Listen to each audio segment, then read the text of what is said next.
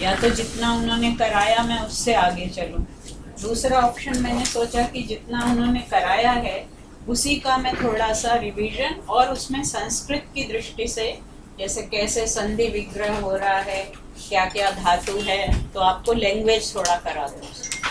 ये मैंने लिख लिए थे सारे मंत्र, आपने भेज दिए तो आपका उसमें व्हाट्सएप ग्रुप में आ गया होगा। नहीं लाए हो? नहीं, एक्चुअली वो नंबर में मम्मी का है। Okay, that's good. पहला जो हमारा वो है Kenopanishad, as we all know it is one of the 11 principal Upanishads. The number of Upanishads is not decided कि 108 या 208 तक भी उपनिषद माने जाते हैं, लेकिन 11, उन 11 में से भी कुछ लोग 10 कहते हैं कि वो ऑथेंटिक हैं, प्रिंसिपल उपनिषद, क्योंकि शंकराचार्य ने उन पर कमेंट्री लिखी।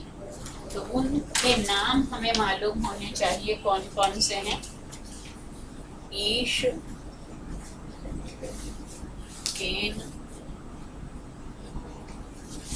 कठ, मुंडक, मांडुक्य,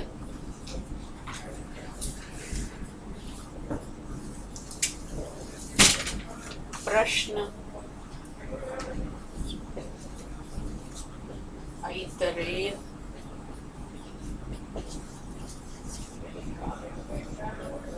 तैत्तिरीय, छांदोग्य,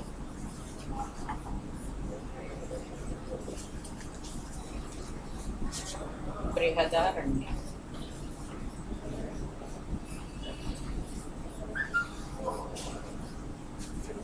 ये हुए 10, और 11वां जो है वो है श्वेताश्वतर।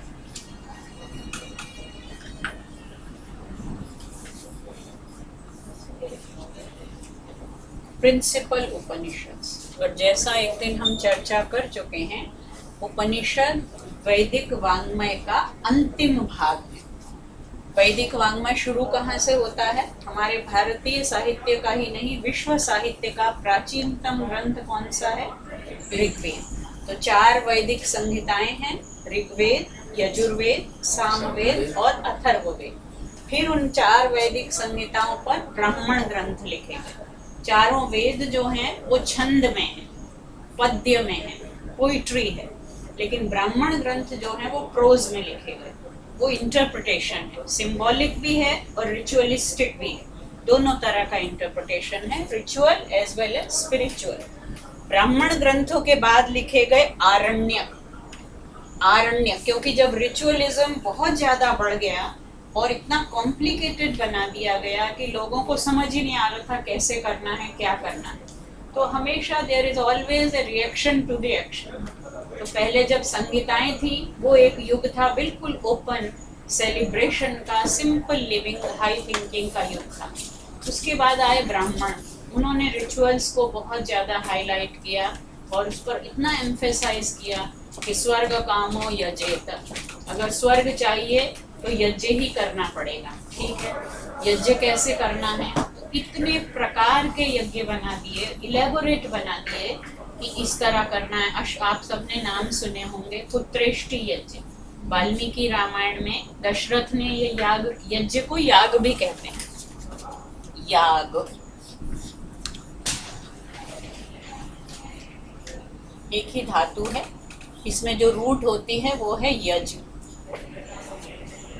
यज धातु के 3 अर्थ होते हैं, देव पूजा, संगतिकरण और दान।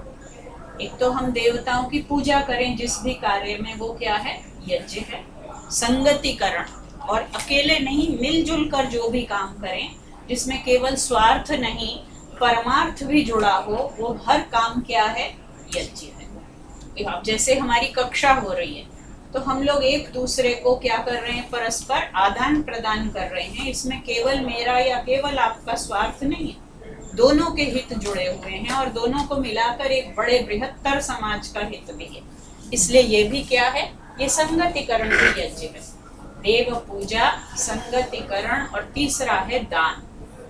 ये तो 3 स्टेप्स भी हैं और तीनों मिलकर भी यज्ञ हैं, लेकिन उन्होंने ब्राह्मण ग्रंथों में बता दिया कि अगर ये याग करोगे तो इतना दान और इतनी दक्षिणा देनी पड़ेगी, क्योंकि वो पुरोहितों ने अपने वर्ग के लिए बहुत सारे विशेषाधिकार ले लिए और यजमान को मंत्र पढ़ने से वंचित कर दिया या उसे वो योग्यता नहीं दी, तो वो खुद नहीं पढ़ सकता, उसकी जगह हम पढ़ रहे हैं, इसलिए उसको क्या मिलेगा, उसे तो स्वर्ग मिल जाएगा और हमें क्या मिलेगा, हमें दक्षिणा के रूप में बहुत कुछ मिलेगा। ये विकृति आ गई याग में। एक प्रकृति होती है और एक विकृति होती है, उसको याग भी कहते हैं और यज्ञ भी कहते हैं।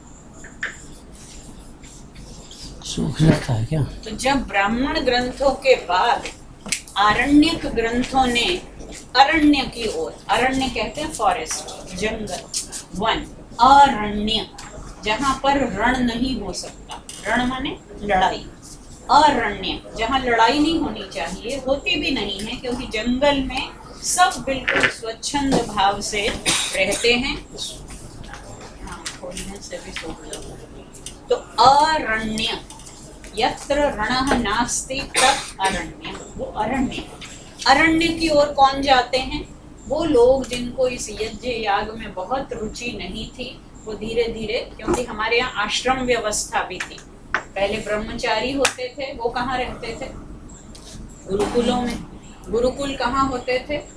जंगल में ही होते थे।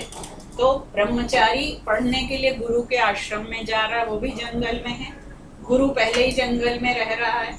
गृहस्थ केवल है जो शहर में रहते थे। और तीसरा जो था आश्रम, वो था वानप्रस्थ, वनं प्रस्थिताः वानप्रस्थाः, जो वन की ओर चल पड़े वो कौन है? वानप्रस्थ।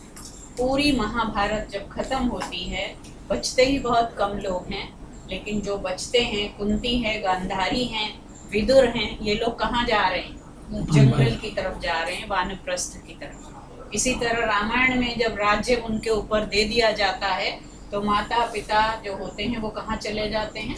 वन की ओर। ये वानप्रस्थियों का ही अरण्य जो था वो स्थान था।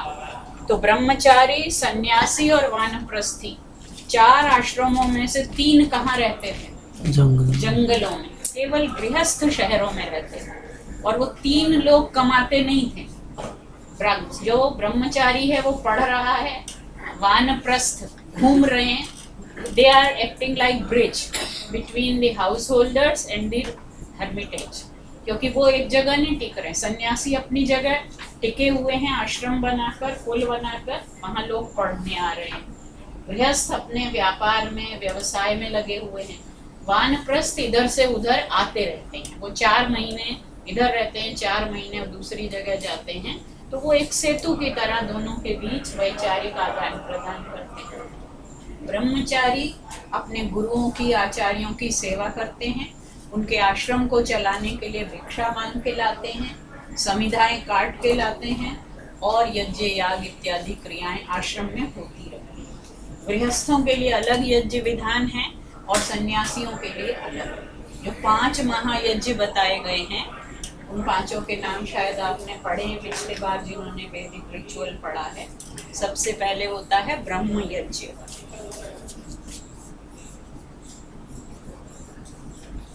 इनको कहते हैं पंच महायज्ञ।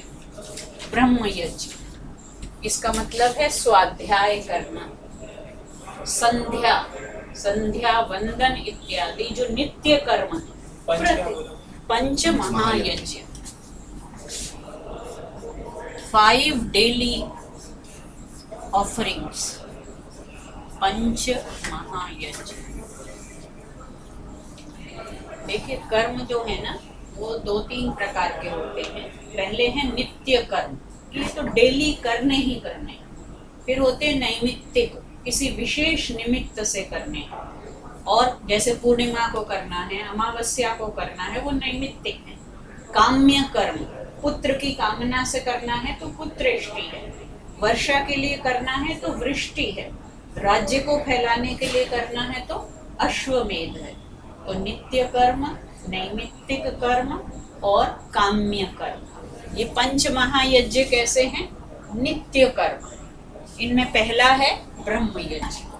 प्रतिदिन ध्यान पूर्वक स्वाध्याय करना, ये पहला है। इसको संध्या भी कहते हैं। दूसरा है देव यज्ञ।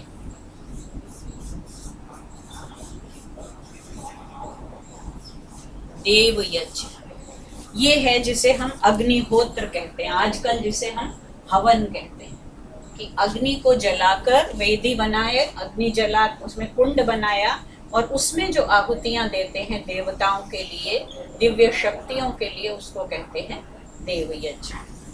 तीसरा है पितृयज्ञ। पितृयज्ञ का मूल क्या है कि जीवित माता पिता की सेवा करना, उनको कुछ खिलाकर, उनको देकर उसके बाद अपना खाने पीने का कर्म शुरू करना। धीरे धीरे इसमें भी विकृति आ गई कि जीते जी तो माता पिता को पूछना नहीं और मरने के बाद उनको श्राद्ध कर रहे हैं। वो पितरों के लिए जो आज हम उन्हें दे रहे हैं, उनको ये पसंद था, श्राद्ध में वो बना रहे हैं। शरीर जब रहा नहीं तो वो भोजन पुरोहित को या किसी को भी दिया गया भोजन वहां कैसे पहुंचेगा? नहीं पहुंचेगा। उनकी स्मृति में आप दान करें वो तो ठीक है, लेकिन ये सोचकर भोजन कराएं कि ये उन तक पहुंच जाएगा, ये बिल्कुल बुद्धि गम्य बात नहीं। तो पितृयज्ञ है माता पिता की और वृद्ध जनों की सेवा करना। चौथा है भूत यज्ञ। इसका एक और भी नाम है बलि वैश्वदेव यज्ञ।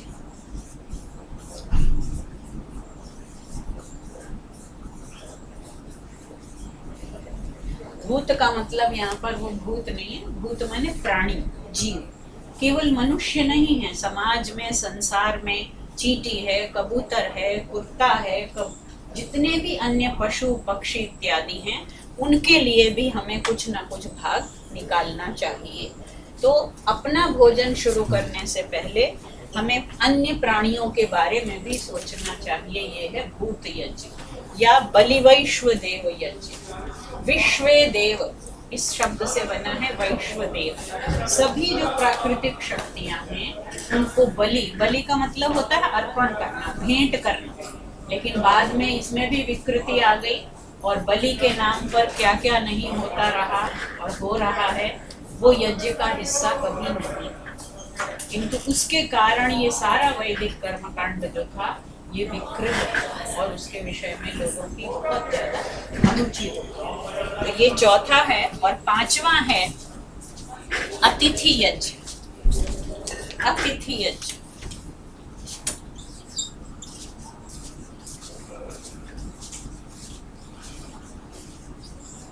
अतिथि यज्ञ ये पांचों किसके लिए हैं? गृहस्थ के लिए। प्रत्येक गृहस्थी को प्रतिदिन इन पंच महायज्ञों का अनुष्ठान करना चाहिए। अब देखिए, समाज का सारा भार, सारा दायित्व किस पर है? गृहस्थ पर है, क्योंकि उसे अपने माता पिता की सेवा करनी है, अपनी संतान का पालन पोषण करना है, उसे दिव्य शक्तियों का, वातावरण का ध्यान रखना है, उसे अपने उत्कर्ष के लिए कुछ स्वाध्याय भी करना है, उसे अन्य प्राणियों के लिए, वातावरण के लिए भी कुछ भाग निकालना है। और अतिथि जो घर में आएंगे, अतिथि के रूप में हमारे वानप्रस्थ भी आ सकते हैं, सन्यासी भी आ सकते हैं और ब्रह्मचारी तो प्रतिदिन आएंगे। पुराने जमाने में पंजाब में ब्राह्मणी प्रतिदिन रोटी लेने आया करती थी घरों में। तो पहली रोटी गाय की निकालती थी हमारी दादी, फिर ये पंडिताइन की रोटी है, फिर ये चींटियों का आटा है, ये कबूतर के लिए दाना है। ये सब प्रथाएं हमारे जीवन में अनुस्यूत थी।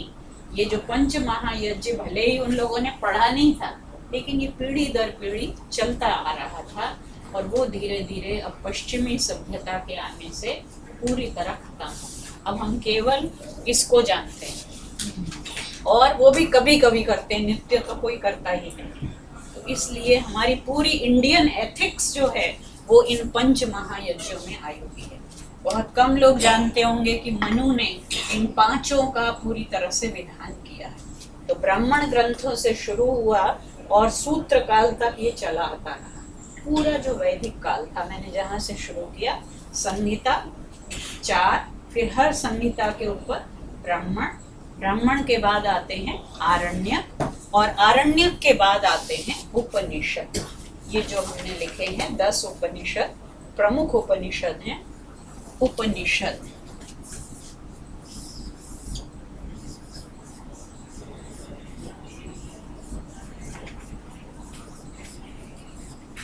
उप माने समीप, पास में, नी माने नीचे, सद माने बैठकर। गुरु के पास नीचे बैठने का मतलब श्रद्धा पूर्वक बैठकर जो विद्या ग्रहण की जाए उसका नाम उपनिषद है। और विद्या भी कौन सी? किताबी ज्ञान नहीं, मैथ्स भी होगा, लेकिन वो मैथ्स केवल जोड़ घटा सीखने के लिए नहीं, ऐसी विद्या जिससे हमारा जीवन कुछ आगे अपने विषय में, अपनी उन्नति के विषय में, अपनी आत्मिक प्रगति के विषय में कुछ ज्ञान प्राप्त कर सके, उसको कहते हैं उपनिषद। जी उपनिषद जो है वो राजा जनक के उसमें लिखे गए, मतलब काल के विषय में कुछ निश्चित हमारे यहाँ वो बताते नहीं, लेकिन राजा जनक के यहाँ चर्चाएं होती हैं। जनक यज्ञ करवाया करते थे बड़े बड़े। देखिए आजकल कॉन्फ्रेंसेस होती हैं, पहले कौन करेगा कॉन्फ्रेंस? गृहस्थ तो कर नहीं सकता, सन्यासी के पास इतने साधन नहीं है, तो कौन करता था? राजा बड़ा सा यज्ञ आयोजन किया और उसमें बुलाया किसको? सारे बड़े बड़े जो सन्यासी होते थे वो इंटेलेक्चुअल्स थे। वाल्मीकि रामायण में कितने ऋषियों के नाम आए हैं। जहाँ से राम ने शुरू की अपनी वनवास यात्रा और दक्षिण भारत तक कितने आश्रम आए, वो सारे इंटेलेक्चुअल्स ऑफ द डे थे। उनके यहाँ पर सम्मेलन हो नहीं सकते, तो जब कोई राजा सम्मेलन करता है, यज्ञ करता है, उसमें वो सत्र बुलाता। आज भी हम कहते हैं ना सत्र, सम्मेलन का पहला सत्र, तो यज्ञ को सत्र भी कहते हैं। उसमें सारे लोगों को बुलाया जाता था और वहाँ सवाल जवाब होते थे। उसमें व्याख्यान कम देते थे, प्रश्नोत्तर होते थे। तो जनक के यहाँ महर्षि याज्ञवल्क्य नियमित रूप से आते थे और वहाँ प्रश्नोत्तर होते थे। लेकिन उपनिषद कब लिखे गए वो एक बहुत बड़ा अलग रिसर्च का टॉपिक है। जितने भी हमारे शास्त्र हैं उनके काल के विषय में कहना, निश्चित रूप से कहना कठिन। एक मत तो ये भी है, जो लोग उपनिषद को वेद का हिस्सा ही मानते हैं वो तो कहते कभी लिखे ही नहीं गए। कुछ लोग कहते हैं कि केवल वैदिक संहिताएं जो हैं वो वेद हैं, वो तो नहीं लिखे गए। और ब्राह्मण, आरण्यक और उपनिषद तो लिखे गए, लेकिन ये ऋषियों ने बनाए, ऋषियों ने लिखे, सामान्य व्यक्तियों ने इनको भी नहीं लिखा। कुछ इसे भी, जैसे शंकराचार्य, इसे श्रुति का ही हिस्सा मानते हैं। तब तक श्रुति परंपरा थी कि आचार्य ने बोला और शिष्य ने सुना, लिखने का काम बहुत बाद में। तो ये उपनिषद का एक नाम है वेदांत। वेदांत। अब यहाँ वेद प्लस अंत, अंत शब्द के दो अर्थ हो सकते हैं। एक तो ये वेद का अंतिम भाग है, इसलिए वेदांत है, क्योंकि जैसा मैंने कहा वैदिक वाङ्मय का अंतिम हिस्सा है। दूसरा अंत का अर्थ होता है एसेंस, सार। जो हमारा भारतीय विद्या भवन में कोर्स बन रहा है, essence of Indian knowledge tradition, Bharatiya Vidya सार। तो अंत का अर्थ क्या होता है? सार, एसेंस। तो ये वेद का एसेंस है। वेद का सार किस में है? उपनिषद में है, इसलिए भी ये वेदांत है। तो इनको, उपनिषदों को वेदांत भी कहा जाता है। अब उपनिषद की संख्या वेदांत और ब्रह्मसूत्र नहीं, वेदांत तो एक ब्रॉड नाम हो गया। जो वेदों का अंतिम भाग है वो उपनिषद है। वो ये 10 उपनिषद हैं, 11वां ये है। कुछ इसको प्रामाणिक मानते हैं, कुछ इसको बाद का मानते हैं। 10 ये जो हैं ये प्रामाणिक है, प्रमुख है। और ब्रह्म सूत्र तो दर्शन शास्त्र के सूत्र हैं। लेकिन वेद से ही नहीं, वो भी वेदों का। देखिए, वेद की अगर एक कल्पना करें मेटाफर के रूप में, वेद एक पुरुष है। हमारे यहाँ तो हर चीज की कल्पना की जाती है, विजुअलाइज किया जाता है। तो यदि वेद एक पुरुष है तो उसमें कहा गया कि छंदः पादौ तु वेदस्य। जो छंद है वो वेद के दोनों पैर हैं। खड़ा किस पर है वेद? छंदों पर करा। मुखम व्याकरणम स्मृतम। और वेद रूपी पुरुष का मुख क्या है? व्याकरण है। क्योंकि व्याकरण के बिना तो वेद चल नहीं, भाषा चल नहीं सकती। इसी तरह शिक्षा घ्राणम तु वेदस्य, जो शिक्षा शास्त्र है, जो ध्वनि शास्त्र है, वो वेद का घ्राण है, नासिका है। चेहरा प्रधान है, चेहरे पर भी क्या देखा जाता है, फीचर्स बड़े अच्छे हैं, क्या देखते हैं हम, उसकी नासिका। तो वेद पुरुष की नासिका क्या है, घ्राण क्या है, शिक्षा है। और चक्षुषा ज्योतिषाम अयनम चक्षु, आंखें क्या हैं, ज्योतिष जो है वो वेद की आंखें हैं, नेत्र हैं। 6 वेदांग माने गए। कौन कौन से आपने पढ़े हैं ये? हाँ, अब बचा निरुक्त, निरुक्त और कल्प। तो निरुक्त जो है वो निर्वचन शास्त्र है कि शब्दों के अर्थ कैसे निकाले जाए। तो उस तरह से जो आपने बात कही कि ब्रह्म सूत्र, अब ये 6 तो हो गए अंग। वेद क्या है, अंगी। अंगों के फिर उपांग होते हैं। ये शरीर है, इस शरीर के अंग क्या है, हाथ। लेकिन हाथ में अब उपांग हैं, कलाई है, कोहनी है, उंगलियां हैं। तो ये जो दर्शन शास्त्र हैं 6, ये उपांग, सब सब्सिडियरीज। ये जो षड दर्शन है ये वेद पुरुष के उपांग। तो इसलिए ये तो बहुत बाद की चीज है, लेकिन उनमें से एक ब्रह्म सूत्र। तो अद्वैत और ब्रह्म सूत्र, ना अद्वैत देखिए फिर से समझ लो, वेद पुरुष है, उसमें फिर ये 6 अंग हैं जिनको वेदांग कहते हैं, 6 उपांग हैं जिनको 4 उपवेद भी हैं इसमें, वो अभी छोड़ दिए हमने। और ये 6 उपांग, उपांग जो है दर्शन है, न्याय, वैशेषिक, सांख्य, योग, मीमांसा और वेदांत। ठीक है, वेदांत जो है वो ब्रह्म सूत्र है। ब्रह्म सूत्र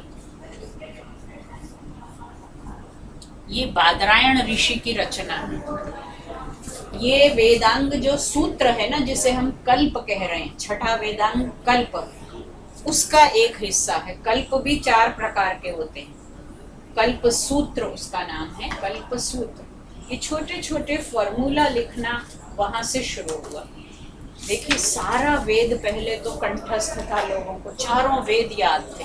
श्रुति की परंपरा थी कि वो लिखित तो करते ही नहीं, यहाँ तक मान्यता थी कि अगर लिख दिया तो वो दूषित हो जाए, वो केवल मुख में रहना चाहिए। और जब मैक्स म्यूलर ने पहली बार एडिट किए वेद, तो पूना के ब्राह्मणों ने बहुत विरोध किया था। उसका पूरा डॉक्यूमेंटेड हिस्ट्री है। उन्होंने कहा कि ये तो हमारे वेद को मार डालेंगे और खून से लिख रहे हैं, ये कर रहे हैं, बहुत तरह से विरोध किया, क्योंकि वो लोग लिखने के विरुद्ध। श्रुति से जब चल रहा था, यास्क जो निरुक्तकार हैं, उन्होंने लिखा है कि ऋषियों की भी धीरे धीरे क्या होती चली गई। हम लोग ऊर्ध्वगामी नहीं मानते, विकासवाद डार्विन वाला नहीं मानते, हम लोग उल्टा मानते हैं, ह्रासवाद मानते हैं। यास्क ने लिखा है साफ कि सबसे पहले तो वो ऋषि हुए थे जिन्होंने स्वयं मंत्रों को देखा था। ऋषि कौन है? ऋषिर दर्शनात्, जिसने मंत्र का दर्शन किया, ज्ञान जिसको प्रकट हुआ, वो पहली कोटि के ऋषि थे। धीरे धीरे ऋषियों में वो होती चली गई, क्षति होती चली गई और दर्शन करने वाले ऋषि नहीं बचे। उन्होंने अपने अगले शिष्यों को क्या कर दिया, वो सुनाया, कंठस्थ करा दिया। और उन्हें खुद दर्शन नहीं हुआ था, लेकिन सुनकर उन्होंने क्या कर लिया, याद कर लिया। उनको कहा गया है श्रुतर्षि। पहले ऋषि तो थे दृष्टा, दूसरे हुए श्रुतर्षि, सुनकर ऋषि बन गए। तीसरी कोटि आई कि वो सुनकर भी याद नहीं रख पा रहे हैं। मतलब अब कितना हम ही लोग हैं, हमने जब बचपन में पहाड़े याद किए थे। आजकल के बच्चों को you know the tables, mathematical tables, we know them by heart, क्योंकि अब कैलकुलेटर आ गया, तो याद करने की जरूरत क्या है। तो इसी तरह ऋषियों को धीरे धीरे वो याद भी नहीं रहने लगा। तब उन्होंने लिखा, उसके बाद ग्रंथम इमं समाम नासिषुः, तब ये ग्रंथ बनाए गए। ग्रंथ की जरूरत कब पड़ी? तीसरी कोटि के ऋषियों के लिए। फिर एक चौथी कोटि और बताई अंत में जाकर यास्क ने, कि जब ये भी जानने लगे, ऋषियों की परंपरा खत्म हो गई। आज भारत में कोई ऋषि है? मुनि होते थे, ऋषि के बाद मुनि आए, अब तो मुनि भी नहीं, अब कौन है, अब तो बाबा हैं बस, बाबा लोग हैं। तो ऋषि जब जाने लगे, बिल्कुल निरुक्त के अंत में यास्क कहते हैं कि उनसे लोगों ने पूछा आप जा रहे हैं, अब हमारा ऋषि कौन होगा? तो यास्क ने कहा कि अब तुम्हारा ऋषि तर्क ऋषि होगा। वो देकर जा रहे हैं कौन सा ऋषि? तर्क ही तुम्हारा ऋषि होगा। जो लोग कहते हैं कि इंडियन फिलॉसफी में रीजनिंग नहीं है, वहाँ तर्क को ऋषि की कोटि दी। अब तर्क ही तुम्हारा ऋषि होगा। जितना तुम तर्क करोगे, रीजनिंग करोगे, उतना ही तुम्हारा ज्ञान बढ़ेगा और सुरक्षित रहेगा। तो ये जो दर्शन है वो तो उपांग है। अब उस दर्शन के 6 सूत्र हो गए। वेदांत सूत्रों का नाम है ब्रह्म सूत्र। इस पर फिर आचार्यों ने व्याख्याएं लिखी। तो शंकराचार्य ने एक व्याख्या लिखी, वो है अद्वैतवादी। मध्वाचार्य ने दूसरी व्याख्या लिख दी, वो है द्वैतवादी। रामानुज ने तीसरी व्याख्या लिख दी, विशिष्टाद्वैतवादी। निम्बार्क ने एक और 10 या 16 व्याख्याएं गिनाई गई हैं आजकल कि ब्रह्म सूत्र की 16 व्याख्याएं तो हो चुकी हैं। शायद रामनाथ जी तो एक प्रोजेक्ट लिए हुए हैं, उनके पास 30 की सूची है कि ब्रह्म सूत्र की 30 व्याख्याएं हो चुकी हैं। मतलब एक समय आया जब लोग, वेदांत इतना पॉपुलर हो गया कि लोग उस पर व्याख्या लिख के ही अपने को प्रामाणिक सिद्ध करने की उसमें लग गए। 3 जो टेक्स्ट थे, एक ब्रह्म सूत्र, पहला हो गया उपनिषद, दूसरा हो गया ब्रह्म सूत्र और तीसरा हो गया भगवद गीता। उपनिषद, ब्रह्म सूत्र और भगवद गीता, इन तीनों को कहा जाता है प्रस्थान त्रयी। प्रस्थान त्रयी।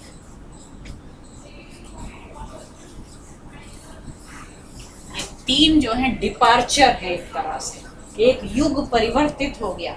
वो जो संगीता का वैदिक युग था, उसके बाद थोड़ा सा प्रस्थान हुआ, लेकिन इन्होंने एक नए युग की सृष्टि कर दी। वेदांत का जब युग आया तो ये 3 ग्रंथ ऐसे माने गए जिनको बहुत महत्व मिला।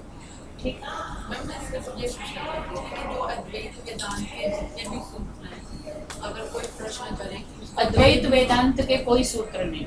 अद्वैत वेदांत तो भाष्य, भाष्य जो भी शंकराचार्य ने लिखा है, उन्होंने भाष्य लिखा। भाष्य लिखे हैं, तो वो फिर सब कुछ जो है वेद में मिलता है ना, कोई तत्व। वो नहीं, उल्टा कह रहे हो, इसको तुम उलट रहे हो। वो ये सिद्ध करते हैं कि जो मैं कह रहा हूँ मैं नहीं कह रहा, ये श्रुति में है। श्रुति में। और श्रुति का नाम वो किसको दे रहे हैं? हर जगह शंकराचार्य कोट किसको करते हैं? उपनिषद। वो उपनिषद को ही श्रुति मानते हैं। तब तक उपनिषद इतने प्रतिष्ठित, इतने लोकप्रिय हो चुके थे कि उनको पढ़ने पढ़ाने, वेद जो हैं वो व्यापक हैं। 20,000 मंत्र हैं, सबको पढ़ना, और उसमें मतलब स्पष्ट रूप से जैसे उपनिषद में सारी चीज व्यवस्थित होकर आ गई। क्रक्स आ गया ना, ये एसेंस है। तो एसेंस तो मक्खन होता है, कितनी मेहनत करनी पड़ती है तब मक्खन, नवनीत कब निकलता है? आप सोचिए, गाय को कर सेवा करने से लेकर और नवनीत तक पहुंचने में कितनी यात्रा करनी पड़ती है। उसी तरह उपनिषद आपको मिल गया नवनीत, और उस नवनीत को ही उन्होंने श्रुति कहा। तो शंकर कहते हैं कि जो मैं व्याख्या कर रहा हूँ ब्रह्म सूत्र की, वो मेरी नई मान्यता नहीं है, मैं तो वही कर रहा हूँ जो सदियों से चला आ रहा है, जो श्रुति कह रहा है।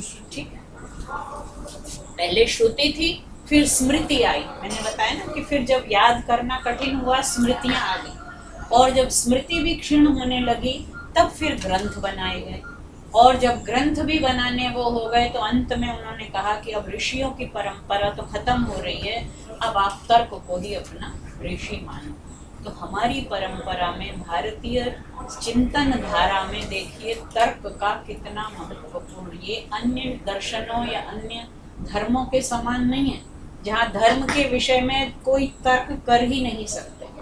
हालांकि यहाँ भी बेकार के तर्क, निराधार तर्क या तर्क के लिए तर्क नहीं मानते।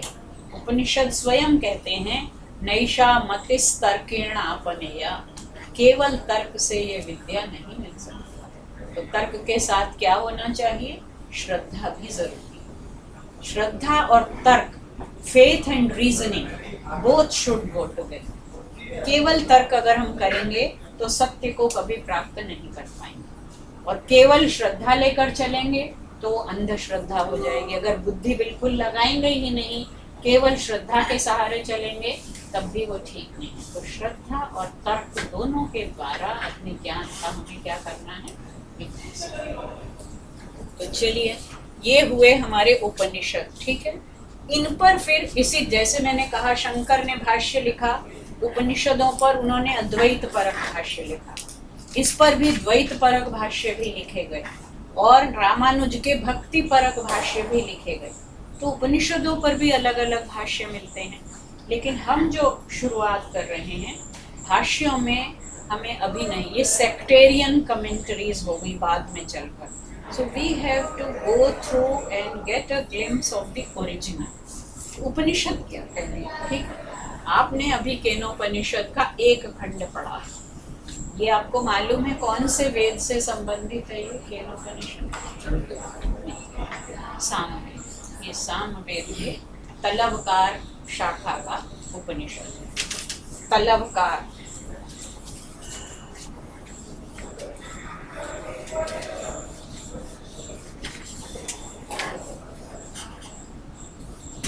और हमने पढ़ाने के लिए केन क्यों चुना? क्योंकि इसमें आप देख रहे हैं, जितना आपने अभी तक पढ़ा है, ये बिल्कुल ही सरल उपनिषद है। अन्य उपनिषदों में बहुत गहरी गहरी बातें हैं और विस्तार से उसमें कहानी, बहुत सारी चीज़ें जोड़ी गई हैं। ये बिल्कुल छोटा सा उपनिषद है। और जो बात अभी मैंने कही कि तर्क वाली, तो ये शुरू ही किससे हो रहा है? केन। इसका नाम केनोपनिषद क्यों है? केन उपनिषद, क्योंकि पहला शब्द क्या है इसका? किसके द्वारा? केन, जो जानते हैं, किम शब्द का तृतीया एक वचन है। किम, किम सर्वनाम पढ़ा है ना हमने, किम, वो वाला किम नहीं जो आजकल बड़ा पॉपुलर हो रखा है, उसका नाम भी किम है, जिससे ट्रम्प मिलने जा रहे 12। हमारा किम ये है। पुल्लिंग में इसका रूप चलता है कह कौ के, कह कौ कान, बस प्रथमा और द्वितीया बदलेगी, तृतीया से फिर एक सा है। केन काभ्याम कई, कस्मै काभ्याम केभ्यः, कस्मात् काभ्याम केभ्यः, कस्य काभ्याम कयोः, कस्य काभ्याम कयोः और कस्मिन् कयोः केषु। ये हो गया किम शब्द का। तो केन कौन सी विभक्ति है? तृतीया एक वचन। किसके द्वारा? और पहला जो मंत्र है इसका, पहले हम ये देखें कि इसके 4 खंड हैं और प्रश्न हो रहा है। तो प्रश्न कौन कर रहा है? उपनिषद जो है डायलॉग के फॉर्म में लिखे गए हैं, संवाद के रूप में। 2 लोग, शिष्य, एक शिष्य है और एक आचार्य। गुरु नहीं होते। उपनिषद के युग तक गुरु नहीं थे, गुरुडम तो बिल्कुल ही नहीं था। उपनिषद में कौन थे?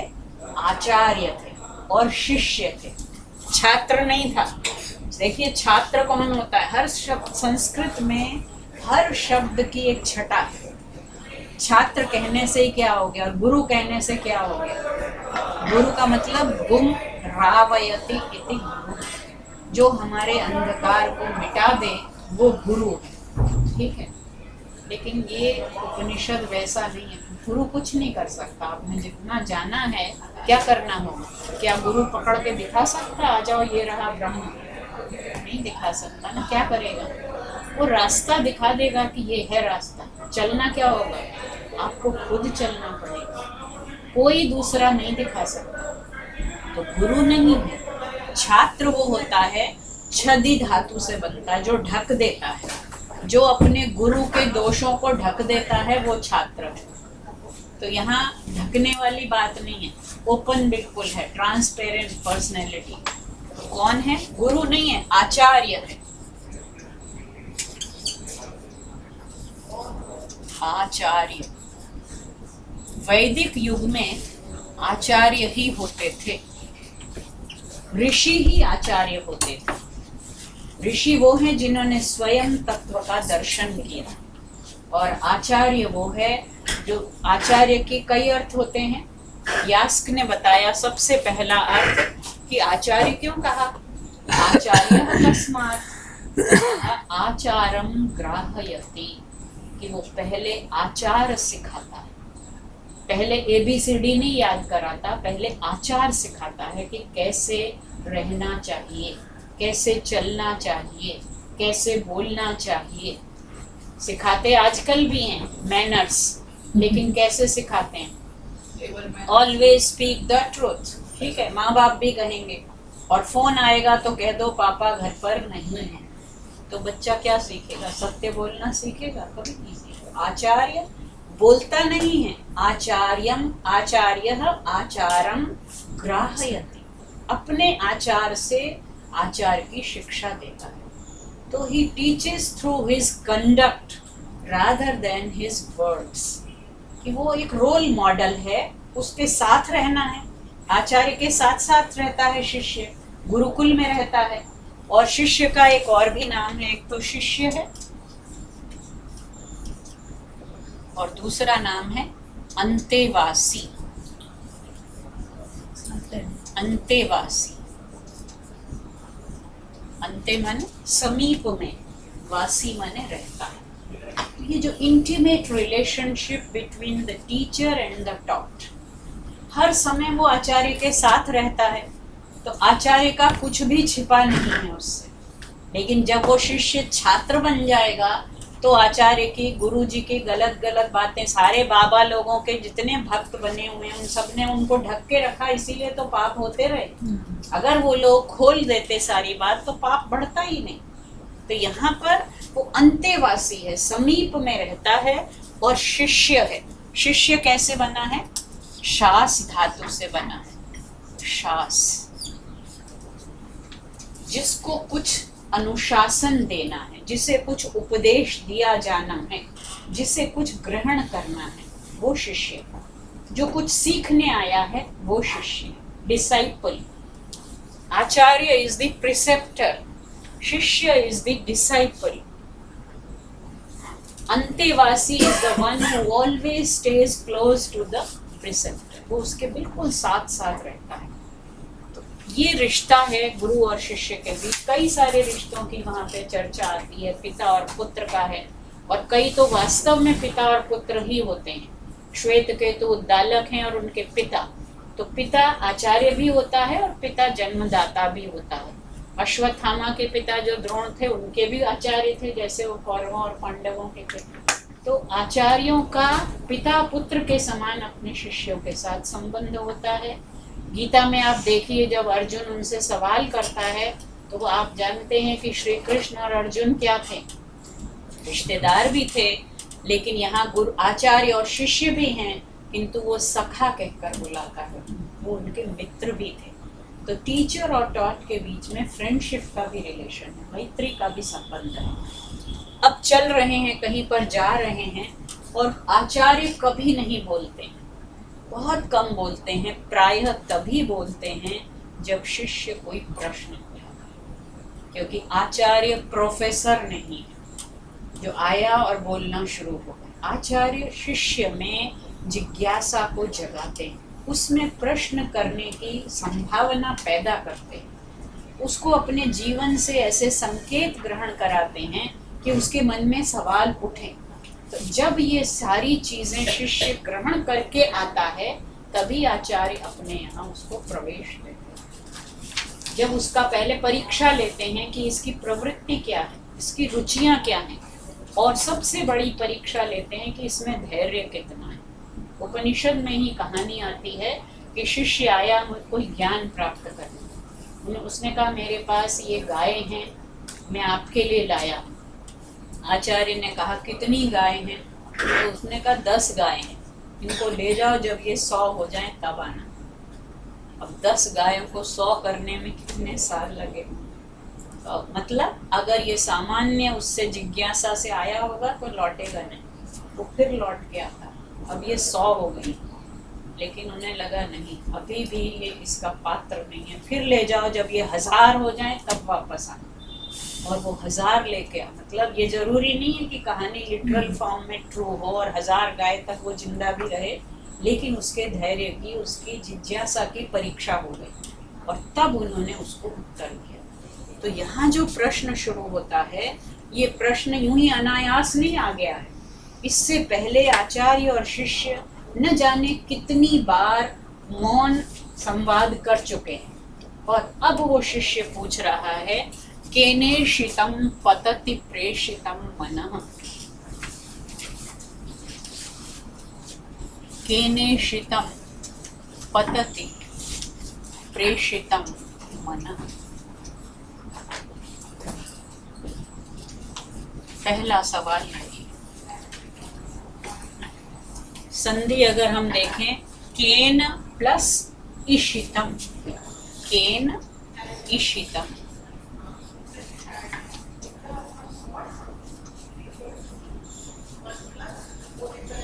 केन तो हो गया किसके द्वारा, इशितम, इश धातु है, इश और त प्रत्यय, पास्ट पार्टिसिपल त प्रत्यय। तो क्या बनना चाहिए इस धातु से प लगाकर? तो पढ़ा होगा ना आपने, 8 में याद नहीं, इष्ट बनता है ना। अभी भी इष्ट के लिए हम ये अर्पण कर रहे हैं, इष्ट में अभी लगा देते हैं तो अभीष्ट हो जाता है, लेकिन वेद में बीच में ई और आ गई। वैदिक भाषा लौकिक संस्कृत से फर्क है। तो आचार्य ने भाष्य में लिखा है कि यहाँ जो ये ई आ गया है, ये छांदस प्रयोग है। छांदस, छांदस माने छंद का प्रयोग। छंद किसका नाम है? वेद का एक नाम छंद भी, वेद का एक नाम श्रुति है, वेद का एक नाम आम्नाय है, वेद का एक नाम छंद भी। तो ये और वेद का ज्ञान जो है, वो भाषा जो है वो आर्ष कही जाती है, आर्ष प्रयोग है ये। आपने अक्सर सुना हो शायद, आर्ष प्रयोग है ये। आर्ष माने ये बना है ऋषि शब्द से, ऋषि ये बना है छंद से। वेद में जो प्रयोग है, क्योंकि पाणिनि की ग्रामर किस पर अप्लाई करती है? लौकिक संस्कृत। हालांकि पाणिनि ने कुछ नियमों की चर्चा की है जहां पर वेद के उस पर भी उदात्त, अनुदात्त और स्वरित इत्यादि, और पाणिनि ने वेद का नाम ही क्या दिया है? छंद। वो कह देते हैं कि छंदसि बहुलम, ऐसा छंद में तो बहुत बार होता है। ऐसा आर्ष, कालिदास की कविता में कुछ प्रयोग ऐसे मिलते हैं जो कि पाणिनि के नियमों के ऊपर खरे नहीं उतरते। फिर टीकाकार वहां लिख देते हैं ये तो आर्ष प्रयोग है। आर्ष माने ये ऋषियों ने जो बातें कही हैं उनके समान है, इसलिए। और जब आर्ष होता है तो फिर उस पर हम लोग कुछ टीका टिप्पणी व्याख्या नहीं कर सकते। अभी भी कुछ बड़े लोग जब कोई ऐसा स्टेटमेंट देते हैं, बड़े का मतलब वो आजकल वाले बड़े नहीं, जो ज्ञान में बड़े हैं, जिनकी एक विश्वसनीयता है, जब वो कोई प्रयोग करते हैं तो उसके पीछे उनका कोई प्रयोजन। तो इशितम में जो ई लगा है, ये वैदिक इट लग गया है, वेद में इट का आगम हो जाता है, इसलिए इशित बन गया। अर्थ क्या है? वही है जो इष्ट का होता है। केन किसके द्वारा, इशितम चाहा गया, प्रेषितम उसमें प्र और लगा दिया, इशित में ही प्र लगा दिया। तो वैसे तो आजकल प्रेषित का शब्दार्थ क्या है? भेजा गया। लेकिन यहाँ पर वही इशित था, चाहा गया। प्रेषित यदि हम भेजा गया भी अर्थ ले लें तो किसके द्वारा चाहा गया और भेजा गया? भेजा गया माने प्रेरित किया गया। मनः, मन पतति गिरता है। मन किसके द्वारा चाहा गया और प्रेरित किया गया? गिरता है। गिरता है मतलब पहुंचता है। कहाँ गिरता है, कहाँ पहुंचता है? अपने इष्ट विषय की ओर। अभी अभी क्लास में बैठे हैं, उपनिषद पढ़ रहे हैं और मैच आ रहा है, तो एकदम से मन कहाँ जाता है? पता नहीं कितना स्कोर हुआ होगा, वहाँ कौन ले गया मन? हम तो यहाँ बैठे हैं। तो कौन है जो मन को अपनी इच्छा से चलाता है और मन अपने इष्ट विषयों की ओर जाता है? कभी हमने सोचा है? कभी नहीं सोचा। हमारा मन तो हमें जहाँ तहाँ नचाता रहता है, लेकिन हमने कभी पूछा ही नहीं कि मन कहाँ जा रहे हो, किसके कहने से जा रहे हो। कभी सोचा? कितना फंडामेंटल क्वेश्चन है, लेकिन ये प्रश्न, इसकी तह तक जाने की जिज्ञासा कभी हमारे मन में नहीं आई। दूसरा अगला प्रश्न, 5 प्रश्न पूछ लिए शिष्य ने, एक साथ झड़ी लगा दी। केनेषितं पतति प्रेषितं मनः, केनेषितां वाचमिमां वदन्ति।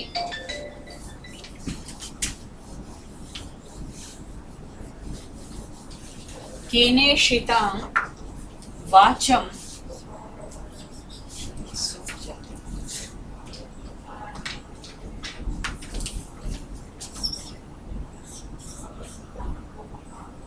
वाचमिमां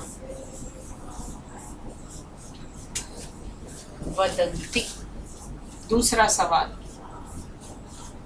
उसी तरह, केन इशिताम, किसके द्वारा चाही गई, वाचम, वाणी को, इमाम, इस वाणी, इमाम वाचम, केन इशिताम इमाम वाचम वदन्ति, किसके द्वारा चाही गई इस वाणी को बोलते हैं।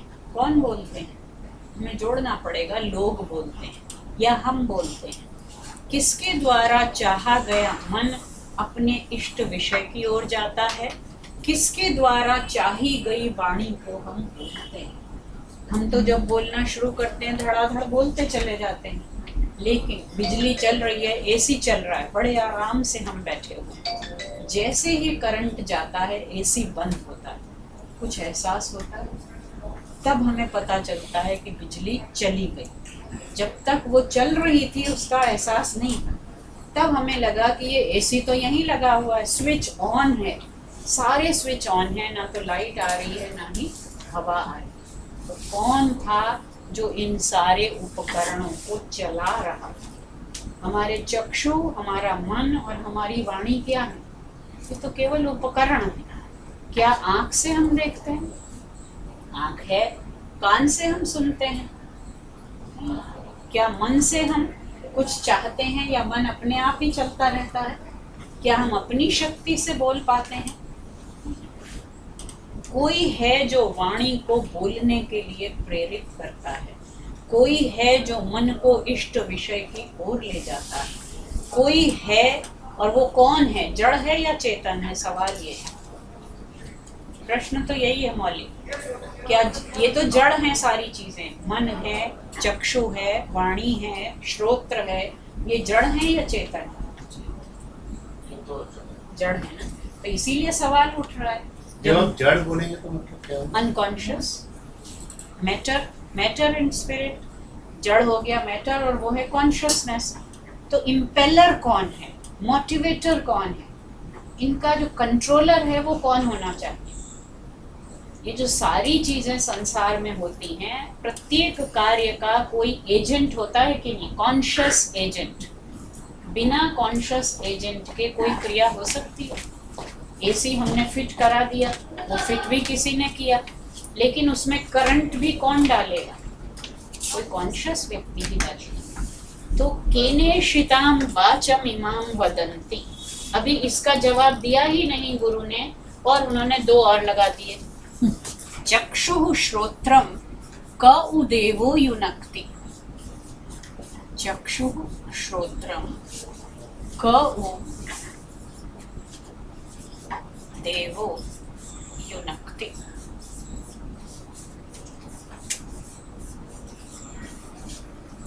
चक्षु, नेत्र और श्रोत्र, ईयर, कान, इनको क, कौन, उ एक अव्यय है, वैदिक अव्यय, वो विस्मय में होता है। भला कौन? उ माने भला, क कौन सा, देवः देव, वो कौन सी डिविनिटी है, वो कौन सी दिव्य शक्ति है जो चक्षु और श्रोत्र को युनक्ति, नियुक्त करती है, इंगेज करती है। कौन है जो चक्षु को, नेत्र को और श्रोत्र को अपने अपने विषय में नियुक्त करता है? कि आंख केवल देख सकती है, क्या आंख कभी सुन सकती है? श्रोत्र केवल सुन सकता है, कभी देख सकता है? देव का मतलब यहाँ पर कोई दिव्य शक्ति, कोई कुछ भी करिए आप, चेतना होना चाहिए। देने वाला भी है। देव के कई सारे अर्थ होते हैं। देवो दानाद्वा, दीपनाद्वा, इल्यूमिनेटर, प्रकाशित करने वाला कौन? देवो दानाद्वा, दीपनाद्वा, द्योतनाद्वा। एक वो है जो कुछ देता है, वो देवता है। जो स्वयं दीप्त होता है, जो प्रकाशित होता है, वो भी देव है। और जो प्रकाशित करता है वो भी देव है। तो यहाँ पर प्रकाशित करने वाला कौन है? प्रकाशित करने वाला।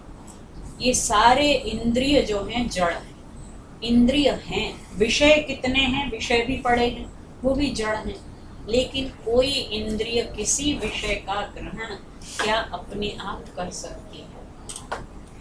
कोई नहीं कर सकता। जब तक उनमें चेतना का संचार ना हो, जब तक उनका कोई प्रेरक, उनका कोई संचालक, उनका कोई अधिष्ठाता ना हो। तो सवाल यही है, पहला केनेशितम पतति प्रेषितम मनः, पहला मन के बारे में, दूसरा वाणी के बारे में, तीसरा और चौथा चक्षु और श्रोत्र के बारे में।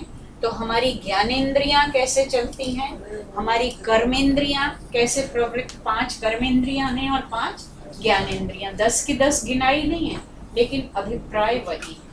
और अंतिम प्रश्न 5वां, केन प्राणः प्रथमः प्रैति युक्तः।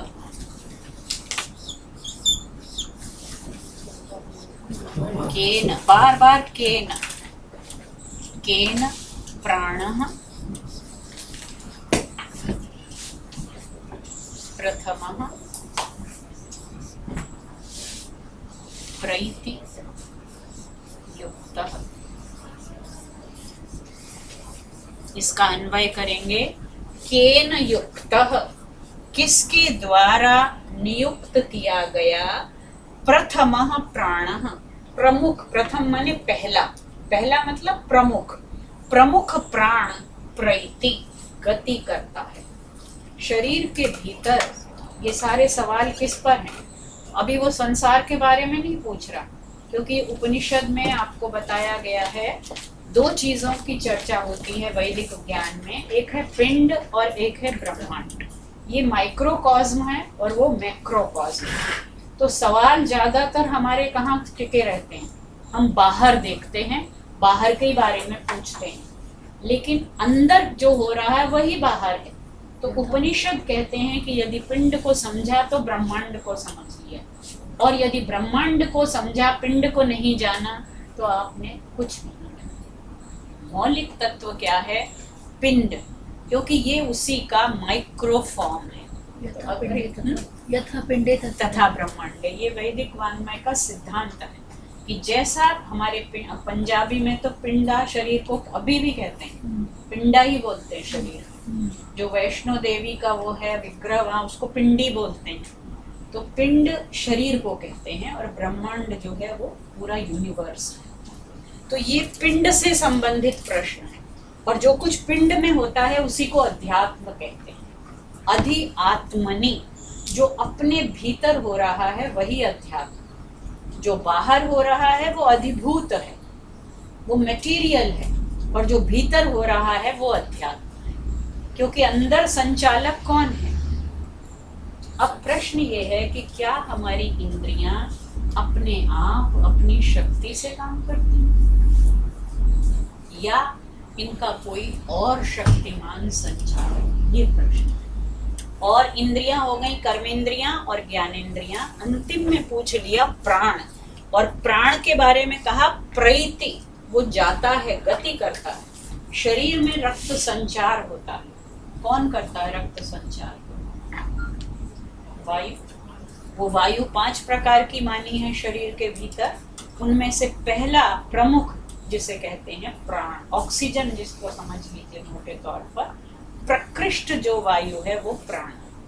और उनके स्थान भी बताए गए हैं, हृदय प्राणो गुदे पानः समानो नाभि संस्थितः। और प्राण कहाँ पर रहता है? प्राण सारे शरीर में रहता है, प्राण जो है वो हृदय में रहता है। हृदय प्राणो गुदे पानः, समानो नाभि संस्थितः उदानः कंठदेशस्थो व्यानः सर्व शरीरकः। ये 5 हैं, प्राण, अपान, उदान, समान और व्यान। इनमें से प्रमुख कौन सा है?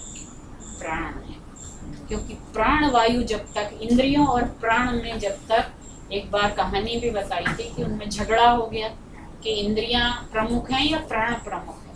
तो इंद्रिय अगर कभी दुर्भाग्यवश एक इंद्रिय चली भी जाए तो शरीर चलता रहे, लेकिन प्राण, अगर प्राण माने वाइटलिटी, वाइटल फोर्स, अगर शरीर में वाइटल एयर की कमी हो जाए तब तो जीवन नहीं रहेगा। तो प्रश्न है कि इस प्राण को कौन नियुक्त करता है, जिसके द्वारा प्रेरित होकर ये चलता है, गति करता है। ये 5 प्रश्न। अब अचानक कहीं जा रहे हैं, जंगल में यात्रा कर रहे हैं, सैर कर रहे हैं और ये 5 प्रश्न पूछ दिए। अब कैसे समझाया जाए? लेकिन आचार्य को मालूम है कि शिष्य का स्तर क्या है, उसने क्या क्या जान लिया है और कैसे उसको समझाना है। तो पहले तो वो डायरेक्ट आंसर देते हैं इस पहले खंड में, और डायरेक्ट आंसर देने के बाद उन्हें लगता है कि ये तो मतलब इसको लगा कि हाँ ये तो मुझे समझ में आ गया। पहले खंड के आखिर में जहाँ ख़त्म होता है ऐसा लगता है कि उसने कहा हाँ ठीक, मतलब उसके जेस्चर से लगा कि मैंने समझ लिया। तब दूसरे में उसको समझाया कि अगर तुम समझते हो कि मैंने जान लिया तो तुमने कुछ नहीं जाना। वो एपिस्टेमोलॉजी है सेकंड में, कि जो समझता है मैंने जाना, उसने तो इतना भी नहीं जाना कि इसको जाना ही नहीं जा सकता। पूरा सेकंड चैप्टर इसी पर। लेकिन अब वो और कंफ्यूज हो गया कि उसे तो लगा था मैंने थोड़ा सा समझा और इन्होंने कह दिया जो समझता है वो तो कुछ समझता ही नहीं है। फिर तीसरे और चौथे में एक कहानी सुनाई। हर उपनिषद में कहानियाँ खूब हैं, वो कहानी याद रह जाती है और जो संकेत होते हैं वो कहानी के माध्यम से फिर सब स्पष्ट हो जाते हैं। कठोपनिषद में अब आपको और कुछ पता हो ना पता हो, यम और नचिकेता की कहानी पता है, ज़्यादातर लोगों को पता है। इसी तरह इसमें जो कहानी आएगी अभी तीसरे और चौथे में, उससे पहले अब दूसरा देखिए। उन्होंने सीधा डायरेक्ट आंसर दे दिया। पहले इसमें ग्रामर देख लीजिए। केन इशिताम, इशिताम तो वैसे ही है, इश धातु त प्रत्यय, एक ही अंतर आया है, ये स्त्रीलिंग में है, क्योंकि वाचम, वाक शब्द होता है, वाक, वाणी को वाक कहते हैं, वाक, और उसका द्वितीय एक वचन में बनता है वाचम। वाक, वाचौ, वाचः, वाचम, वाचौ, वाचः। तो ये वाच, वाचम जो है वाक का द्वितीय एक वचन। वहां था केन, किम की तरह, ये है इमाम, इमाम, ये इदम शब्द है, ये भी सर्वनाम है, पढ़ाया जा चुका है जिन्होंने फर्स्ट सेमेस्टर किया है। इदम के भी तीनों लिंगों में रूप चलते हैं। इदम, ये भी सर्वनाम है। इदम के पुल्लिंग में कैसे चलते हैं? इदम, वो तो नपुंसक लिंग हो गया। इदम इमे इमानि, इदम इमे इमा, इमम इमे इमानि, फिर आ गया अनेन आभ्याम, इस तरह। और पुल्लिंग में अयम इमौ इमे, इमम इमौ इमे।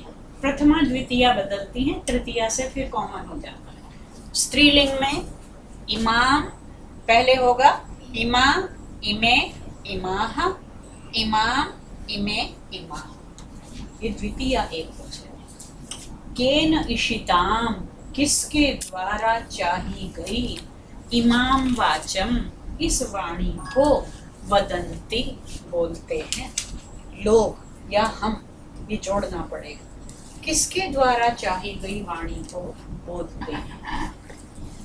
ये हो गई एक वाणी का नाम गिना दिया, लेकिन इसमें सारी की सारी हमारी कर्मेंद्रियां आ गई। चक्षु और श्रोत्र में क्या आ गई? हमारी ज्ञानेंद्रियां। चक्षु और श्रोत्र को क, किम का ही पुल्लिंग प्रथमा एक वचन क, विसर्ग होते हैं कह, कौ, के, लेकिन विसर्ग नहीं है क्योंकि यहाँ पर आगे उ है तो विसर्ग का लोप संधि में हो जाता है। उ एक अव्यय है जो विस्मय को व्यक्त करता है, जिसका रूप नहीं चलता। उ, ह, वै, ये वेद में बहुत सारे अव्यय हैं। प्राण, प्राण, ये प्राणवायु पुल्लिंग है, प्रथमा एक वचन। प्रथमः, प्रथमः प्रमुखः। प्रएति, प्रइति जो बना है, प्र और एति, प्र जमा एति। प्र उपसर्ग है, इण गतौ धातु है, इण। प्रएति, प्रइति, कौन सी संधि है? प्रीति। प्र जमा ए, आई हो गया है, आई। दीर्घ संधि हो गई। क्या दीर्घ या वृद्धि? वृद्धि संधि, वृद्धि संधि। दीर्घ कब होता है? आ, ई, उ, ये जब बड़े हो जाते हैं तो वृद्धि। गुण कब होता है? अ, ए और ओ जब होते हैं। वृद्धि कब होती है? आ, आई, ये वाला आई और औ, ये वृद्धि होती है। ये वृद्धि संधि। वृद्धि ही एची, एच परे होने पर वृद्धि होती है। एच क्या होता है? एच में कौन कौन से स्वर आते हैं? माहेश्वर सूत्र में जाइए। एच में आएच नहीं, एच प्रत्याहार में कौन कौन से अक्षर? ए ओ ऐ औ। हाँ, ए ओ आई ऊन रिल रिंग खत्म। एच हमें ढूंढना है, तो ए ओम आई औच, ए से लेकर च तक एच। एच के बीच में कितने आए? ए ओ आई और औ, चार आ। जो आखिरी वाला है वो तो सिर्फ ऐसे ही है बोलने के लिए। तो वृद्धि में ये चार होते हैं। एच परे होने पर वृद्धि होती है। वृद्धि कहते किसको हैं? वृद्धि रादैच, ऐच को वृद्धि कहते हैं। ऐच क्या होती है? आई औ और आई और औ, ये वृद्धि होती है। अब आइए जवाब क्या दिए आचार्य ने।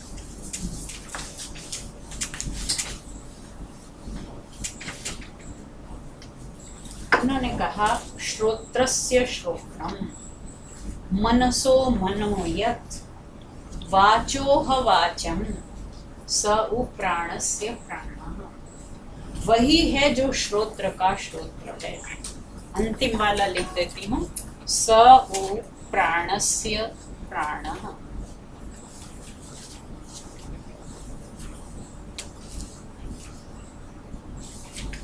स वही है, उ, यहाँ पर उ हो गया निश्चय बोधक। वही है, स उ, वह ही है, प्राणस्य प्राण, प्राण का प्राण। और पहले क्या कहा? वही है श्रोत्रस्य श्रोत्रम, श्रोत्र का भी श्रोत्र। पहली बार श्रोत्र हो गया इंद्रिय, दूसरी बार श्रोत्र का मतलब उसकी श्रवण शक्ति। श्रोत्र की श्रवण शक्ति कौन है? वही है। मनसो मनो, वही है जो मन की मनन शक्ति है। वाचोह वाचम, वाणी की वाक शक्ति भी यही है। और वही है जो प्राण का भी प्राण है।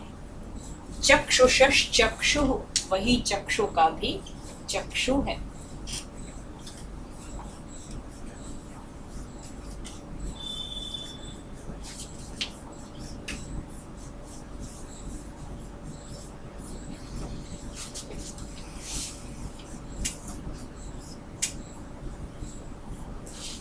चक्षुषः चक्षु, संधि विग्रह करेंगे। चक्षुषः चक्षुः, यहाँ भी विसर्ग आ जाएंगे अलग से। चक्षुषः चक्षुः अतिमुच्य,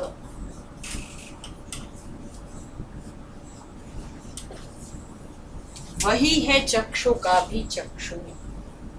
अतिमुच्य, इन सब से मुक्त होकर। मुच्य, मुंज धातु ल्यप प्रत्यय। ल्यप एक होता है क्त्वा, और एक होता है लेप। दोनों का अर्थ एक ही है, करके। पूर्वकालिक क्रिया जो है उसमें लगते हैं ये। और जब वे उपसर्ग लग जाता है तो लेप लगता है, बिना उपसर्ग के होता है तो त्वा लगता है। वही है चक्षु का चक्षु, इन सबसे अति मुच्य, अति सदा सदा के लिए मुच्य मुक्त होकर धीराह, जो धीर लोग होते हैं। पहले भी रामनाथ जी ने बताया धीर शब्द बहुत इम्पोर्टेंट है। उपनिषद में बार बार आता है धीर, क्योंकि वही धीर है जो इस विद्या का अधिकारी है। जो अधीर है वो इस विद्या का अधिकारी नहीं, क्योंकि वो तो मिडवे ही भाग जाएगा। जो धीर है उसी की वो परीक्षा लेते हैं कि ये टिकेगा या नहीं टिकेगा, और तरह तरह से परीक्षा लेते हैं, और अंत में जाकर उसको ये ज्ञान प्राप्त होता है। क्या करते हैं धीर? अतिमुच्य, इन सब से सदा सदा के लिए मुक्त होते हैं, और प्रेत्य प्रेत्य अस्मात् लोकात्, प्रेत्य अस्मात् लोकात् अमृता भवन्ति।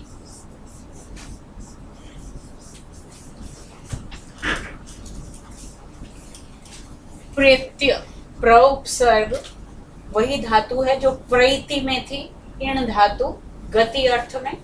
प्र उपसर्ग इण धातु, उसका ई बचता है ई, और प्रत्यय कौन सा है? जो यहाँ था वही यहाँ, जो अतिमुच्य में था कौन सा? ल्यप प्रत्यय।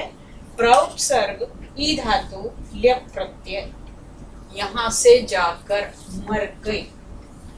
जो धीर लोग इन सब से सदा सदा के लिए मुक्त हो जाते हैं, वे मरने के बाद अस्मात् लोकात्, इस संसार से मरने के बाद अमृता भवन्ति, अमृत हो जाते हैं। मरते तो सभी हैं, बाकी लोग मर के क्या होते हैं? मरते हैं, फिर जन्मते हैं, फिर मरते हैं, क्योंकि वो किस में उलझे रहते हैं? इन्हीं चक्षु, श्रोत्र, मन, प्राण और वाणी।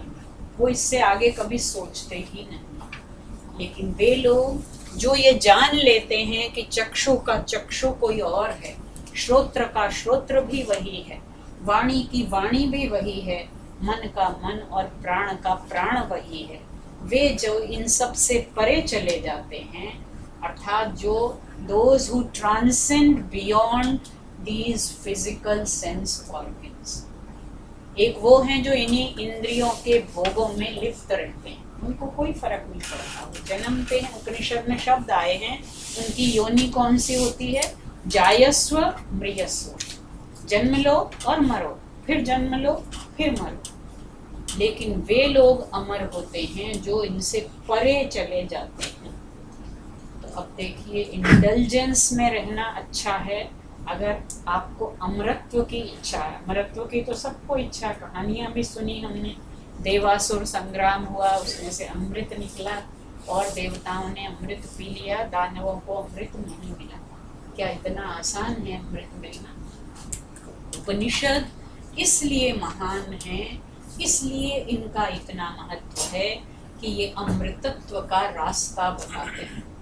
ले नहीं जाएंगे वहां, लेकिन संसार में यदि कोई साहित्य है जो आपको मृत्यु के पार जाने की बात बताता है, न केवल बात करता है अपितु रास्ता बताता है, और कहीं जाना नहीं है, यहीं रहकर, बार बार कहते हैं, यहीं इसी शरीर में रहकर आप अमृत हो सकते हैं, क्योंकि इसी शरीर के भीतर परमात्मा ने दोनों चीजें डाली हैं। मृत्यु भी इसमें है और अमृत भी इसमें है। शरीर जो है वो मृत्यु का नाम है और आत्मा जो है वो अमृत। तो इसलिए अगर शरीर में ही रमना है तब तो ठीक है, मृत्यु और जन्म का चक्र चलता रहे। लेकिन शरीर से परे, शंकराचार्य ने तो अपने भाष्य का नाम ही क्या रखा है?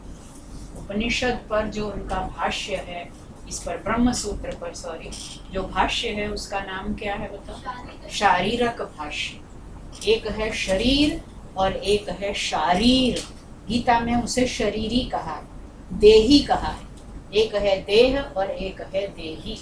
देह में रहने वाला जो देह का स्वामी है, हम पूरे मकान को चमकाते रहें, मकान की सेवा करें, लेकिन जो मकान में रहने वाला स्वामी है उसकी तरफ देखते नहीं। तो सारा जीवन शरीर और इंद्रियों की सेवा उपासना में बिता देते हैं, लेकिन शरीर का जो मालिक है वो कौन है? शरीर ही।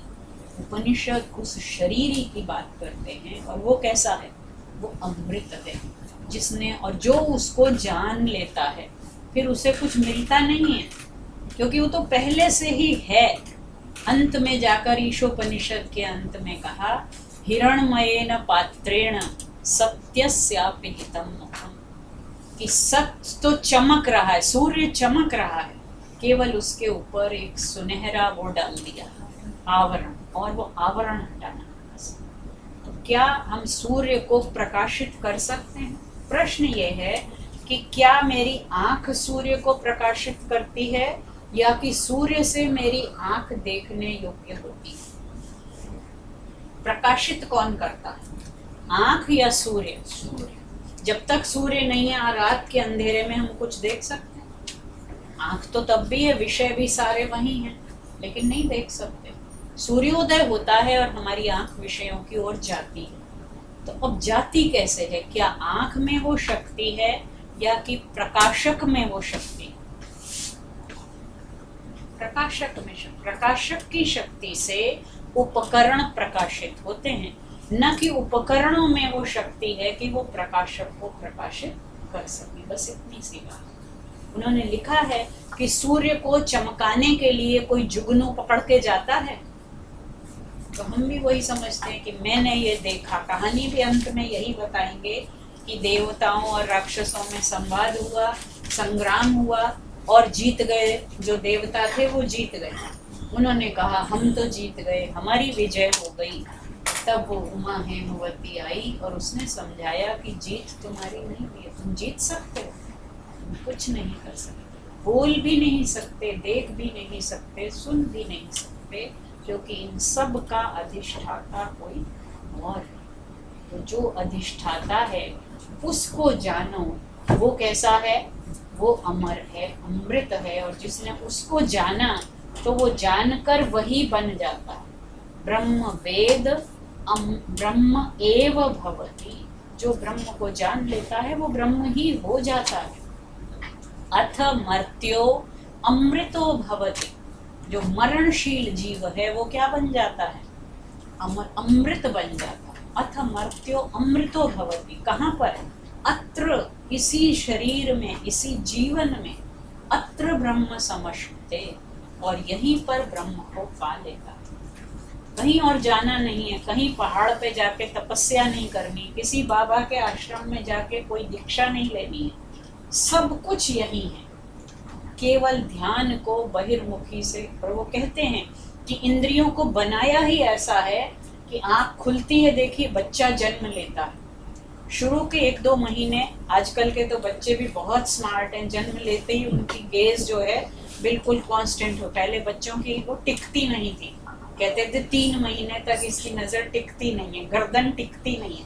आजकल सब कुछ बहुत जल्दी हो जाता है, तो विषय को देखते ही उसकी आंख टिक जाती है आज, क्योंकि इंद्रिय का स्वभाव है बहिर्मुखी। आंख खुली और विषय पर टिकी, शब्द आया और कान उधर गया, ध्यान उधर गया। तो ये इंद्रियों का बहिर्मुखी स्वभाव है। करना क्या है कि कोई धीर है जो इन बहिर्मुखी इंद्रियों को क्या कर लेता है। और ऐसे लोग आपने देखे होंगे, उनको कोई फर्क ही नहीं पड़ता। जैसे हम लोग जब पढ़ते थे तो थोड़ा भी शोर हो तो नहीं पढ़ सकते, ये बंद करो, ये क्या हो रहा है, डिस्टर्ब है, लेकिन कुछ लोगों को फर्क ही नहीं पड़ता। उन्होंने अपनी ध्यान शक्ति को इतना विकसित कर लिया है कि कुछ भी होता रहे वो अपना पढ़ते रहते, कुछ होता ही नहीं। तो ये मनुष्य के हाथ में है कि वो अपनी कंसंट्रेशन पावर को, और योग क्या है? योग तो यही साधना है कि आप अपनी मानसिक शक्तियों को कितना एकाग्र कर सकते हैं। एकाग्र किसी विषय पर, पहले तो विषय पर ही करेंगे, लेकिन धीरे धीरे विषय और विषयी का भेद जो है, 4 चीजें होती हैं ना। एक विषय है, ये पेन एक ऑब्जेक्ट ऑफ नोइंग है, एक सब्जेक्ट ऑफ नोइंग है, मैंने इसे देखा, मैंने इसे पकड़ा, सब्जेक्ट और ऑब्जेक्ट। किससे पकड़ा? हाथ से पकड़ा, आंख से देखा, तो ये करण हो गए, उपकरण है ये। और जब मैंने कहा कि हाँ ये पेन है, तो ये मेरा ज्ञान हुआ, मैंने इसको जाना, ये फल है। तो चार चीज़ें हैं, एक सब्जेक्ट, एक ऑब्जेक्ट, एक इंस्ट्रूमेंट और एक प्रोसेस या उसका रिजल्ट। ये चार चीज़ें होती हैं। लेकिन आत्मज्ञान में एक स्टेज आती है जब ये सारे भेद समाप्त हो जाते हैं, क्योंकि ज्ञान का विषय भी कौन है? आत्मा। और ज्ञान का विषयी भी कौन है? आत्मा। और करण जो हैं, अभी तक तो करण ही अपने को क्या समझ रहे थे? कर्ता भी समझ रहे थे। उन करणों का कर्तृत्व अभिमान धीरे धीरे क्या हुआ? खत्म हुआ कि नहीं, तुम कुछ नहीं कर सकते। तो करण तो खत्म, डिफंक्ट होते चले गए, उनका महत्व कम होता चला गया, और विषय और विषयी दोनों एक हो गए। तो और वो जो ज्ञान का फल है वो भी कुछ अलग नहीं। जैसे ही विषय को विषयी के साथ अपनी एकात्मता का ज्ञान हुआ, वैसे ही वो स्वयं ज्ञान बन गया। वो विज्ञान स्वरूप है, इसलिए वहाँ कोई इसीलिए कहते हैं विज्ञातारम अरे केन विजानिया। उसे कौन जानेगा? वो खुद ही तो जानने वाला है। योग सूत्र में कहा तदा दृष्टु स्वरूपे अवस्थानम, कि दृष्टा अपने स्वरूप में ही रह जाता है। और दृष्टा का स्वरूप क्या है? प्रकाशमान स्वरूप, केवल प्रकाश ही बच जाता है। अब दूसरी बात जब ये कह दी, तो अब तो लुभा दिया शिष्य को, तो क्या मिल जाएगा? अमृतत्व मिलेगा। जिसने बड़ी अच्छी जवाब दे दिया, चक्षु का चक्षु, श्रोत्र का श्रोत्र, मन का मन, प्राण का प्राण। तब तो ठीक है, मैं उसको जान सकता हूँ। लेकिन अगले में ही उसको पहले ही सब कुछ बोले, उससे पहले ही कह दिया न तत्र चक्षुर गच्छति। लेकिन उस तक आंख नहीं जा सकती। आंख सब कुछ देख सकती है, लेकिन उस संचालक को, प्रेरक को, अधिष्ठाता को नहीं देख सकती। न तत्र चक्षुर गच्छति न वाग गच्छति, वहाँ वाणी की भी पहुँच नहीं। हम सारी चीज़ों का बखान कर सकते हैं, लेकिन जो पहले एक दिन चर्चा भी हुई थी कि जिसने ब्रह्म को जान लिया, क्या वो बता सकता है कि ब्रह्म कैसा है? वो जब तुलसीदास जी कहते हैं ना, राम ने सीता को देखा तो क्या स्थिति थी उनकी? गिरा अनयन नयन बिनु बानी, कि गिरा, वाणी के पास नेत्र नहीं है और नेत्रों के पास वाणी नहीं है। तो नेत्रों ने जो देखा वो वाणी बता नहीं सकती, और जो वाणी बता सकती है उसके पास तो नेत्र है ही नहीं। वो कैसे देखे कि उन्होंने क्या देखा है? तो वो स्थिति है कि जो जान लेते हैं वो बोल नहीं सकते, और जो बोलते रहते हैं वे जानते नहीं।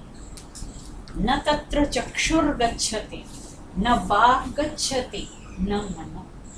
मन की क्या विसाख है? वहाँ तो ना आँख जा सकती है, ना ही वाणी जा सकती है। कहा भी है एक उपनिषद में, यतो वाचो निवर्तन्ते, वाणी तो जाती और लौट आती है वहाँ से। Words fail you when you want to describe the undescribable. बात हो रही थी उस दिन जो मैंने कहा, क्योंकि रामनाथ जी उसकी अद्वैत परक व्याख्या बता रहे थे ना, और एक दर्शन है भारत के विचारधारा में, इतनी सुंदर वो है, खूबी है कि एक सिरा है वैशेषिक दर्शन, जो कि जिसकी मैं छात्रा हूँ। वो कहते हैं हर चीज़ का वर्णन हो सकता है, संसार में जो कुछ है उसका वर्णन हो सकता है, लेकिन वो इस ब्रह्म की बात नहीं कर रहे हैं। और ये जो अनिर्वचनीय की बात कर रहे हैं, ये अनिर्वचनीय परम सत्ता, वो किसकी बात कर रहे हैं? वो तो दृश्य जगत की बात कर रहे हैं।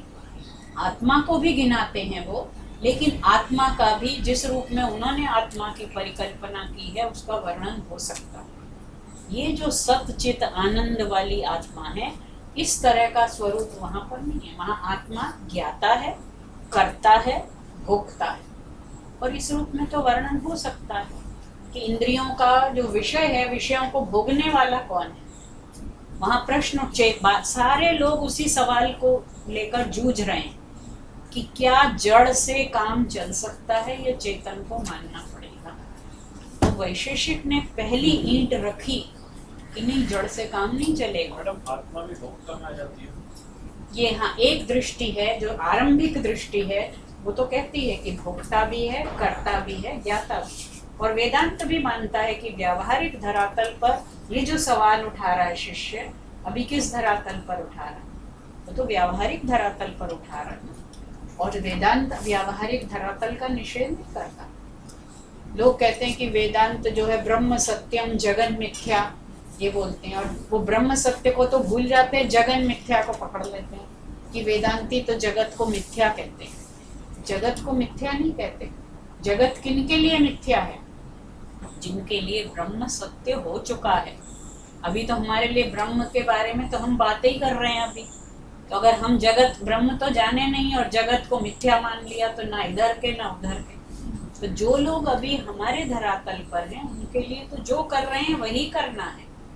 लेकिन जब, जैसे इसका उदाहरण भी मैं देती हूँ कि जब हम छोटे से थे तो एक खिलौना था, एक गुड़िया थी जिसमें मेरे प्राण थे। कोई हाथ लगा दे तो हम क्या करते थे? अब वो पता नहीं कहाँ है। अगर अभी कोई ला के दे दे कि देखो ये तुम्हारी वो बहुमूल्य गुड़िया है, तो उसकी कोई वैल्यू है मेरे लिए? दिन ब दिन हमारी वैल्यू, चीज़ों के प्रति अटैचमेंट बदलती है कि नहीं बदलती है? एक समय आता है जब लड़की माँ बनती है, उसके लिए कोई और चीज़ वैल्यूएबल नहीं रहती उसके बच्चे के सामने। तो वो उसका जो मोह का, आकर्षण का केंद्र है, वो धीरे धीरे बदल रहा है। इसी तरह हम इवॉल्व हो रहे हैं। लेकिन जब आगे चलकर और स्थितियाँ बदलती हैं, और अगर हम वास्तव में वैराग्य के मार्ग पर होते हैं, तो धीरे धीरे वो मोह भी कम होता है। तो प्रत्येक वस्तु के प्रति हमारी दृष्टि बदलती है और बदलनी चाहिए। जब कोई आदमी वैराग्य में जा रहा है तो उसे मोहवश जा रहा है या फिर कोई अंदर से? मोह जब तक नहीं छोड़ेगा तब तक तो वैराग्य की शुरुआत नहीं होगी। अगर मोह का मतलब राग में, देखो एक राग है एक विराग है, तो अगर विराग की तरफ जाना है तो राग तो छोड़ना ही पड़ेगा। तो फिर वो किस कारण जा रहा है? कारण अब ये ज्यादा महत्वपूर्ण है कि किसी से चोट खाकर जा रहा है, वो भी हो सकता है। किसी से हर्ट होकर जा रहा है, वो क्षणिक वैराग्य होगा, वो वास्तविक वैराग्य नहीं है। एक शमशान वैराग्य होता है कि थोड़ी देर, अब तो वो भी खत्म हो गया, क्योंकि लोग शमशान में भी क्या मोबाइल चलते रहते हैं। पहले लोग जाते थे वहाँ गंभीर, और नाम रखा गया श्मशान वैराग्य, कि ये भी क्षणिक वैराग्य है। जब तक श्मशान में है तब तक है, लौटते हैं फिर अपने अपने कामों में। लेकिन अब तो वहाँ भी नहीं है वैराग्य। तो वैराग्य ही धीरे धीरे, और जो योग सूत्र ने कहा योगश्चित्त वृत्ति निरोधः, योग क्या है? चित्त वृत्तियों का निरोध है। कैसे संभव है? तो कहा अभ्यास वैराग्याभ्याम तन्निरोधः। दो चीजों से हो सकता है, एक अभ्यास और एक वैराग्य। केवल अभ्यास से नहीं होगा चित्त वृत्ति का नियंत्रण। अभ्यास करते रहो, लेकिन मन उधर ही भागता रहे तो नियंत्रण नहीं होगा। अभ्यास के साथ वैराग्य भी जरूरी है। तो दो मार्ग हैं, कठोपनिषद में उनको गिनाया भी, एक प्रेय मार्ग है और एक श्रेय मार्ग है। एक तो प्यारा, लुभावना, शॉर्टकट, सुंदर, मॉल का वो है संसार है, और एक संसार है जिधर ये उपनिषद ले जा रहे हैं। और कौन जाएगा इधर बता? लेकिन ऐसा नहीं कि नहीं जाएंगे, जाते हैं जाने वाले, विरले लोग हैं। और जो जाते हैं उनको जो आनंद होता है वो फिर उसमें कभी, वो स्थायी नहीं। दो शब्दों का प्रयोग करते हैं हमारे सांख्य दर्शन के सूत्रकार हैं कि दुख से निवृत्ति चाहते हैं कि नहीं सब लोग। जो कोई मॉल में जा रहा है, जो कंज्यूमरिस्ट एटीट्यूड वाला है, वो भी किस लिए जा रहा होगा? दुख से बचना, सुख को पाना। ठीक है, अब सवाल ये है कि आप सदा सदा के लिए दुख से बचना चाहते हैं या थोड़ी देर के? कौन सा फॉर्मूला चाहिए? आपको बुखार हुआ, आप डॉक्टर के पास गए, उसने एक गोली दे दी, खा ली, बुखार उतर गया, 2 घंटे बाद फिर चढ़ गया। तो एक ये फॉर्मूला है, और एक है कि ऐसी दवा दे दे कि कभी बुखार आए ही ना। एक तो एकांतिक शब्द होता है और एक आत्यंतिक शब्द होता है। एकांतिक और आत्यंतिक।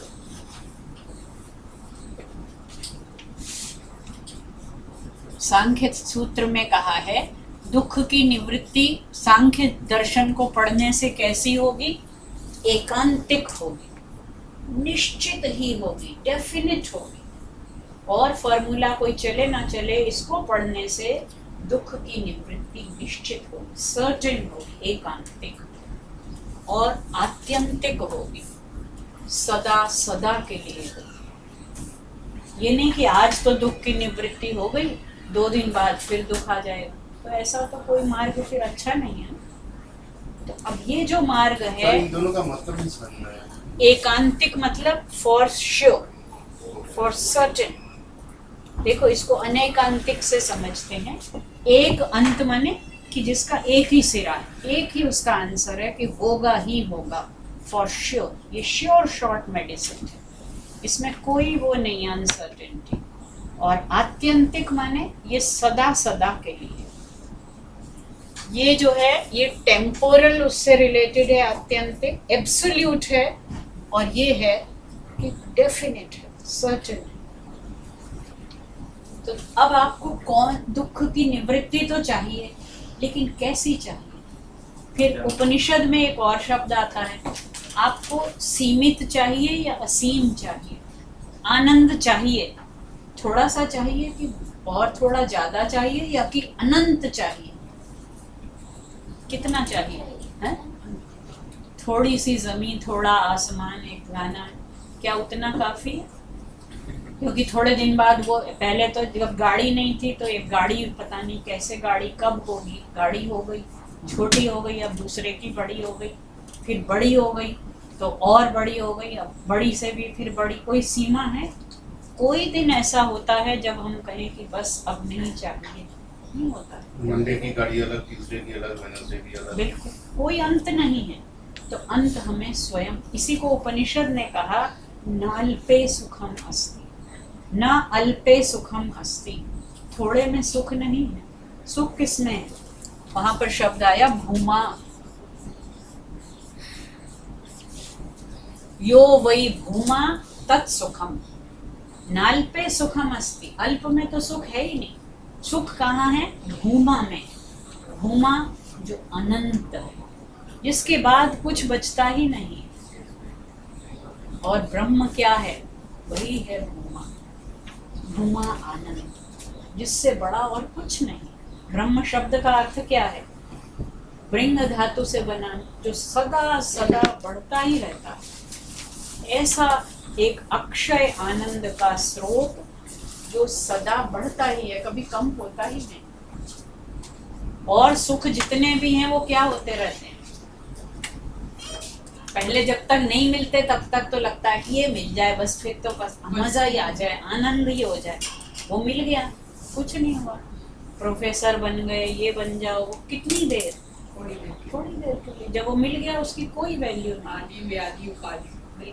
तो इसलिए अगर अल्प चाहिए तो आप जाएंगे उसी जगह जहाँ अल्पकालिक सुख मिलता है। लेकिन अगर भूमा चाहिए, अगर आपको अमृतत्व चाहिए, वो अमृत जो देवताओं ने पिया, पता नहीं पिया, वो तो कहानी थी। लेकिन यहाँ तो कहानी नहीं है, ये तो सीक्रेट ऑफ लाइफ। यहाँ तो बता दिया कि है और हमारे भीतर है, बस उसको क्या करना है। अमृत में शब्द में क्या 2 अंतर हैं? एक जो कहानी आती है कि देवताओं ने कहा हमने अमृत पिया हुआ है, या अमृत कलश आप वो तो एक अमृत एक ऑब्जेक्ट के रूप में बताया ना। अच्छा, वहाँ तो एक ऑब्जेक्ट है ना, कोई पेय है जिसको पी लिया। यहाँ पेय नहीं है, यहाँ तो आत्मा का स्वरूप है। ये तो ज्ञान की बात है। चलिए अब कहते हैं जड़ वाली जो प्रॉब्लम आती है ना, अनकॉन्शियसनेस कैसे है? ये इतनी अनकॉन्शियस कैसे है ये सारी चीजें? नहीं, अनकॉन्शियस का मतलब कॉन्शियस से इतनी बड़ी चीजें अनकॉन्शियस आ रही हैं। कॉन्शियस से अनकॉन्शियस नहीं आ रही। प्रश्न ये है, क्या ये स्वयं अपने आप गतिशील हो सकती है? नहीं हो सकती ना। इसको चलाने वाला, अभी जो प्रश्न यहाँ उठाया जा रहा है कि जो जड़ हैं, क्या वो स्वयं संचालित होते हैं या उनका कोई संचालक है? तो जो संचालक है वही जो रामनाथ जी ने आपको बताया, एक एम्पिरिकल ट्रूथ है और एक यूनिवर्सल या एब्सोल्यूट ट्रूथ है। तो एम्पिरिकल लेवल पर ये सब ठीक है, लेकिन एब्सोल्यूट नॉलेज जो है वो भूमा के बारे में, वो परम तत्व के बारे में। इतना सृष्टि विज्ञान है, पहाड़ है, पेड़ है, पौधे हैं, कुछ कुछ तो अनकॉन्शियस में ना, पहाड़ को क्या बोलेंगे? अच्छा, एक चीज तो ये Mountains को अभी क्या जो हम बोलेंगे? बात कर रहे हैं ना, हम एक्सक्लूसिव मॉडल में बात कर रहे हैं, as if the jad and chetan are two separate thing. Actually in Advaitic perspective they are not, everything is permeated by consciousness. लेकिन अभी समझने के लिए हम दोनों को एक्सक्लूसिव अलग अलग समझ रहे हैं, वो अलग अलग है नहीं, वो तो एक ही है, उसी के दो पहलू हैं। अभी हमारा ध्यान किस पर केंद्रित है? इसमें अनलाइन नहीं। अभी हमारा ध्यान उसके मृत पक्ष पर, शरीर पक्ष पर, जड़ पक्ष पर। तो उन्होंने कहा कि ये क्यों, आप कैसे कह रहे हो कि वहाँ चक्षु भी नहीं जाएगी, वाणी भी नहीं जाएगी, मन भी नहीं जाएगा? तो कह दिया न विद्मो न विजानी। 2 बार कहा, न विद्मो, न तो हम जानते हैं न समझते हैं। विद्मो जो है वो एक्सटर्नल उसके लिए है कि वहाँ चक्षु नहीं जाती, आँख वहाँ पर नेत्र के साथ श्रोत्र भी नहीं जाएगा, वाणी भी नहीं जाएगी, मन भी नहीं जाएगा। लेकिन न विजानीमो, ऐसा लग रहा है यहाँ पे पुनरुक्ति हो रही है, रेपिटेशन हो रहा है, लेकिन न विजानीमो को दूसरी पंक्ति से जोड़ना है, यथा एतत् अनुशिष्यात्। हम ये नहीं जानते कि उसको समझाया कैसे जाए। न विजानीमो यथा एतत् अनुशिष्यात्, हमने तो समझ लिया, लेकिन अब तुम्हें कैसे समझाएं ये हमें नहीं मालूम। क्यों? इति शुश्रुम पूर्व, और ये हम नहीं कह रहे हैं, इति शुश्रुम पूर्वेशाम, हमारे भी पूर्व गुरुओं ने यही कहा था, ये नस्तद्व्याच चक्षिरे, जिन्होंने हमें समझाया था उन्होंने भी यही कहा था कि हम नहीं समझते, कैसे तुम्हें बताएं, बता ही नहीं सकते। समस्या ये है कि उसको समझाना कठिन। फिर उन्होंने सोचा कि अब कुछ तो समझाना है, अब ये और कंफ्यूज हो रहा है, तो 5 मंत्र जो अगले हैं उसमें उन्होंने 2 प्रकार के वाक्यों का यहाँ पर यूज़ किया। हमारे यहाँ 2 प्रकार के जो इंजंक्शंस होते हैं, एक विधि और एक निषेध। ऐसा करो और ऐसा मत करो। इंजंक्शन है विधि, ऐसा करो, और निषेध ऐसा मत करो। तो वो जो अगले 5 मंत्र हैं उनमें विधि भी है और निषेध। एक लाइन रिपीट हो रही है, आप देखिए, यद वाचा अनभ्युदितम, जो वाणी से प्रकाशित नहीं होता है, येन वाक् अभ्युद्यते, अपितु वाणी जिसके द्वारा प्रकाशित होती है। जो वाणी से प्रकाशित नहीं होता है, वाणी जिसके द्वारा प्रकाशित होती है, तदेव ब्रह्मत्वं विद्धि, ये है विधि, उसी को तुम ब्रह्म जानो। न इदम, इसे ब्रह्म मत जानो, यदिदम उपासते, जिसकी ये लोग उपासना कर रहे हैं। ये है निषेध कि सब उधर जा रहे हैं, फला देवता की वो कर रहे हैं, तो हम भी उधर भाग लेते हैं भेड़ चाल में। उन्होंने कहा तदेव ब्रह्मत्वम, 5 बार ये बात रिपीट की। जो वाणी से नहीं प्रकाशित होता, वाणी जिससे प्रकाशित होती है, जो मन से मनन नहीं किया जा सकता, अपितु मन जिसके द्वारा मनन करता है, जो श्रोत्र से सुनता नहीं है लेकिन जिसके कारण श्रोत्र सुन पाता है, जो आँख से दिखाई नहीं देता लेकिन आँख जिसकी वजह से देख पाती है, उसी को तुम ब्रह्म जानो, न इदम, इसको नहीं जिसकी कि ये लोग उपासना करते। इसका एक सिंपल सा वो एनालॉजी है इलेक्ट्रॉनिक सर्किटरी में, जैसे एक सेंसर लगा है और कंप्यूटर से लेट से कनेक्टेड है, तो कंप्यूटर पावर दे रहा है सेंसर को, और सेंसर से सिग्नल जो आ रहा है बाहर को देखते हुए, वो फिर कंप्यूटर उसको एनालाइज करके फिगर आउट करता है कि क्या चीज है। एनर्जी यहाँ से जा रही है सेंसर को, पर सेंसर को पता नहीं क्या देख रहा है। हाँ, सेंसर जब कंप्यूटर का प्रोसेसर सीपीयू उसको प्रोसेस करके पता चलता है कि क्या ये देख क्या रहा है। देख,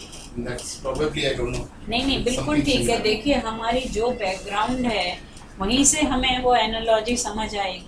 तो जहाँ जहाँ हम लोग हैं, अपने अपने अनुभव के आधार पर, अपनी वृत्ति के आधार पर वही समझेंगे। सीधी सी बात है कि हमारी इंद्रियां अपनी शक्ति से उसको प्रकाशित नहीं कर सकती, अपितु जो कुछ वो करने लायक हैं वो उसकी शक्ति के कारण। तो एनर्जी सेंसर को जरूर चाहिए, तभी वो इलेक्ट्रिकल करंट चाहिए। तो सीधी बात ये, यह प्राणेन न प्राणेति, क्या वो प्राण से सांस लेता हो? नासदीय सूक्त में तो आया कि वो शुरू में था, तब न सत था, न असत था, न वायु थी, न जल था, तो वो स्वधा से ले रहा था, अपने आप ही वो सेल्फ सब्सिस्टेंट था। तो ब्रह्म क्या वायु से सांस लेता है? हम तो लेते हैं। यत् प्राणेन न प्राणिति येन प्राणः प्रणीयते, प्राण किससे प्राणवान होता है? जब अंत समय आता है तो हम कहते हैं प्राण भी गिने हुए हैं, सांसें गिनी हुई हैं। तो सांसें जीवित रखती हैं या सांसों को चलाने वाला कोई और है? सांस क्या है? वायु है ना, वो तो एक फिजिकल सब वो है, सब्सटेंस है। क्या जीवन उसका नाम है? तो वाणी, मन, श्रोत्र, चक्षु और प्राण, ये 5 जो सवाल थे उन 5 का जवाब दे दिया कि इनमें अपनी शक्ति नहीं है। ये जिसकी शक्ति से प्रकाशित होते हैं वही स्रोत है। अब हम देख रहे हैं गंगा का जल हरिद्वार में है, ऋषिकेश में है, इधर है, लेकिन उसका स्रोत कहाँ पर है? वो स्रोत तक पहुंचाने की बात है। बाकी जितने आकाश के लिए उदाहरण देते हैं वो कि अभी हम इस कमरे में हैं, ये कमरा हमें दिख रहा है इतने फुट का, अभी ये दीवार तोड़ दें तो यही क्या हो जाएगा? बड़ा हो जाए। घटाकाश, घड़े में समाया हुआ है तो आकाश छोटा है। मठाकाश, मठ में समा गया तो इतना है। लेकिन जैसे जल के लिए कहा, जल में कुंभ, कुंभ में जल है, तो पहले हमने कुंभ में जल भरा और फिर कुंभ को तोड़ दिया तो जल में जल समा गया जाकर। उसी प्रकार चेतना में ही सब कुछ समा जाता है और वो चेतना जो है वही वास्तव में सत्य है। सत्य की परिभाषा क्या है? उनके अनुसार सत्य की परिभाषा है सत, चित और आनंद। सत माने है, चित माने कॉन्शियस है, और आनंद, आनंद वो स्टेज है जो सुख और दुख के सापेक्ष धरातल से परे। जब तक हम सापेक्षता के स्तर पर हैं, द्वंद्वों के स्तर पर हैं, तब तक वो आनंद नहीं प्राप्त होता। तो जब इन द्वंद्वों को पार कर लेते हैं, जो गीता में सारा वही गिनाया, शीत उष्ण, जय पराजय, मान अपमान, हानि और लाभ, ये जो द्वंद्व हैं, ये जो रिलेटिव टर्म्स हैं, इनमें आनंद नहीं। अगर रिलेटिविटी के लेवल पर हम बात करेंगे तो हम एब्सोल्यूट को कभी प्राप्त नहीं कर सकते। जैसा साध्य वैसा साध्य। तो जो फिलॉसफी का हमारा है कि मीन्स और एंड की डिबेट, तो जैसा हमारा एंड है, मीन्स भी तो वैसे ही हमें एम्प्लॉय करने पड़ते हैं। ये तो जब शमशान भूमि में अर्थी को लेकर जाते हैं तो मटका तोड़ते हैं, प्रोबेबली वो एक रूपक है कि जल में समा गया, कि शरीर जो है वो अब नष्ट हो गया। वो मटका, घट और पट का तो बहुत उदाहरण देते थे वो। जैसे आप अब कंप्यूटर का दे रहे हो, because you come from that background. तो पहले जो आचार्य लोग आश्रम में पढ़ाते थे, घड़ा तो पानी का भरा ही रहता था उनके, तो सारे उदाहरण उनके घट और एक अंगोछा उनका हिलता रहता था। तो वो पट, घट और पट, यही 2 उदाहरण आते, क्योंकि फैन नहीं थे, एसी नहीं थे। तो अक्सर ये सवाल, एक ने किसी ने लेख भी लिखा है घट और पट पर कि सारे उनके दृष्टांत इन्हीं 2 पर क्यों।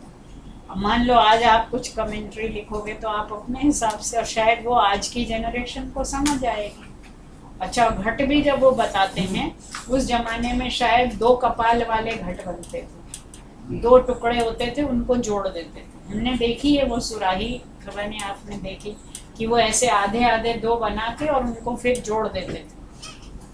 अब तो एक 1 पीस घड़ा बनता है ना, लेकिन तो पता है मेरी बेटी पूरी सुराही क्या होती है, मैं 3-4 दिन पहले बोला सुराही नहीं। और सुराही जो हमने देखी है, मतलब ब्रास की बनती थी, तो वो 2 टुकड़ों को ऐसे, जो कपाल कहते हैं, वो कपाल द्वय। तो घट और कपाल में क्या संबंध है ये सिखाते हैं। तो पूछते कपाल क्या है? कपाल उसके 2 टुकड़े हैं। कपाल भाती भी सिखाते हैं ना आजकल, तो कपाल यही है, शिर, ये भी यही घड़ा है असल में।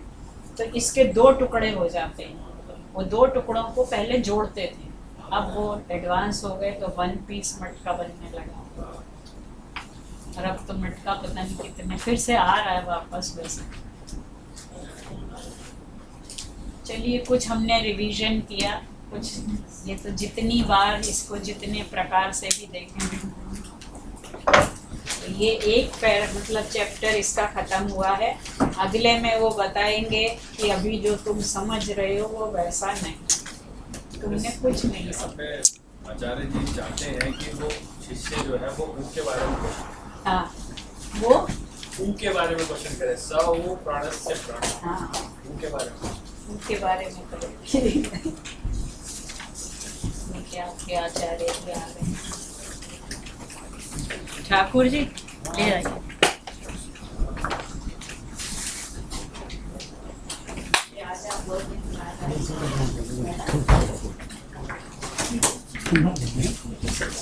ये नए छात्र हैं।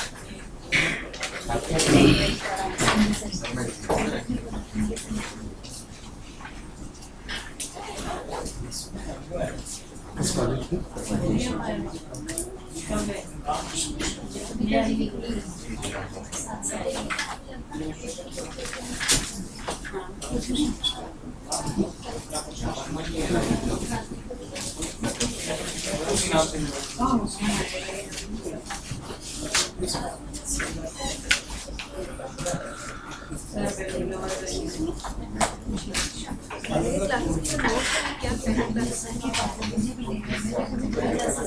देखो अपनी ईमेल देखो।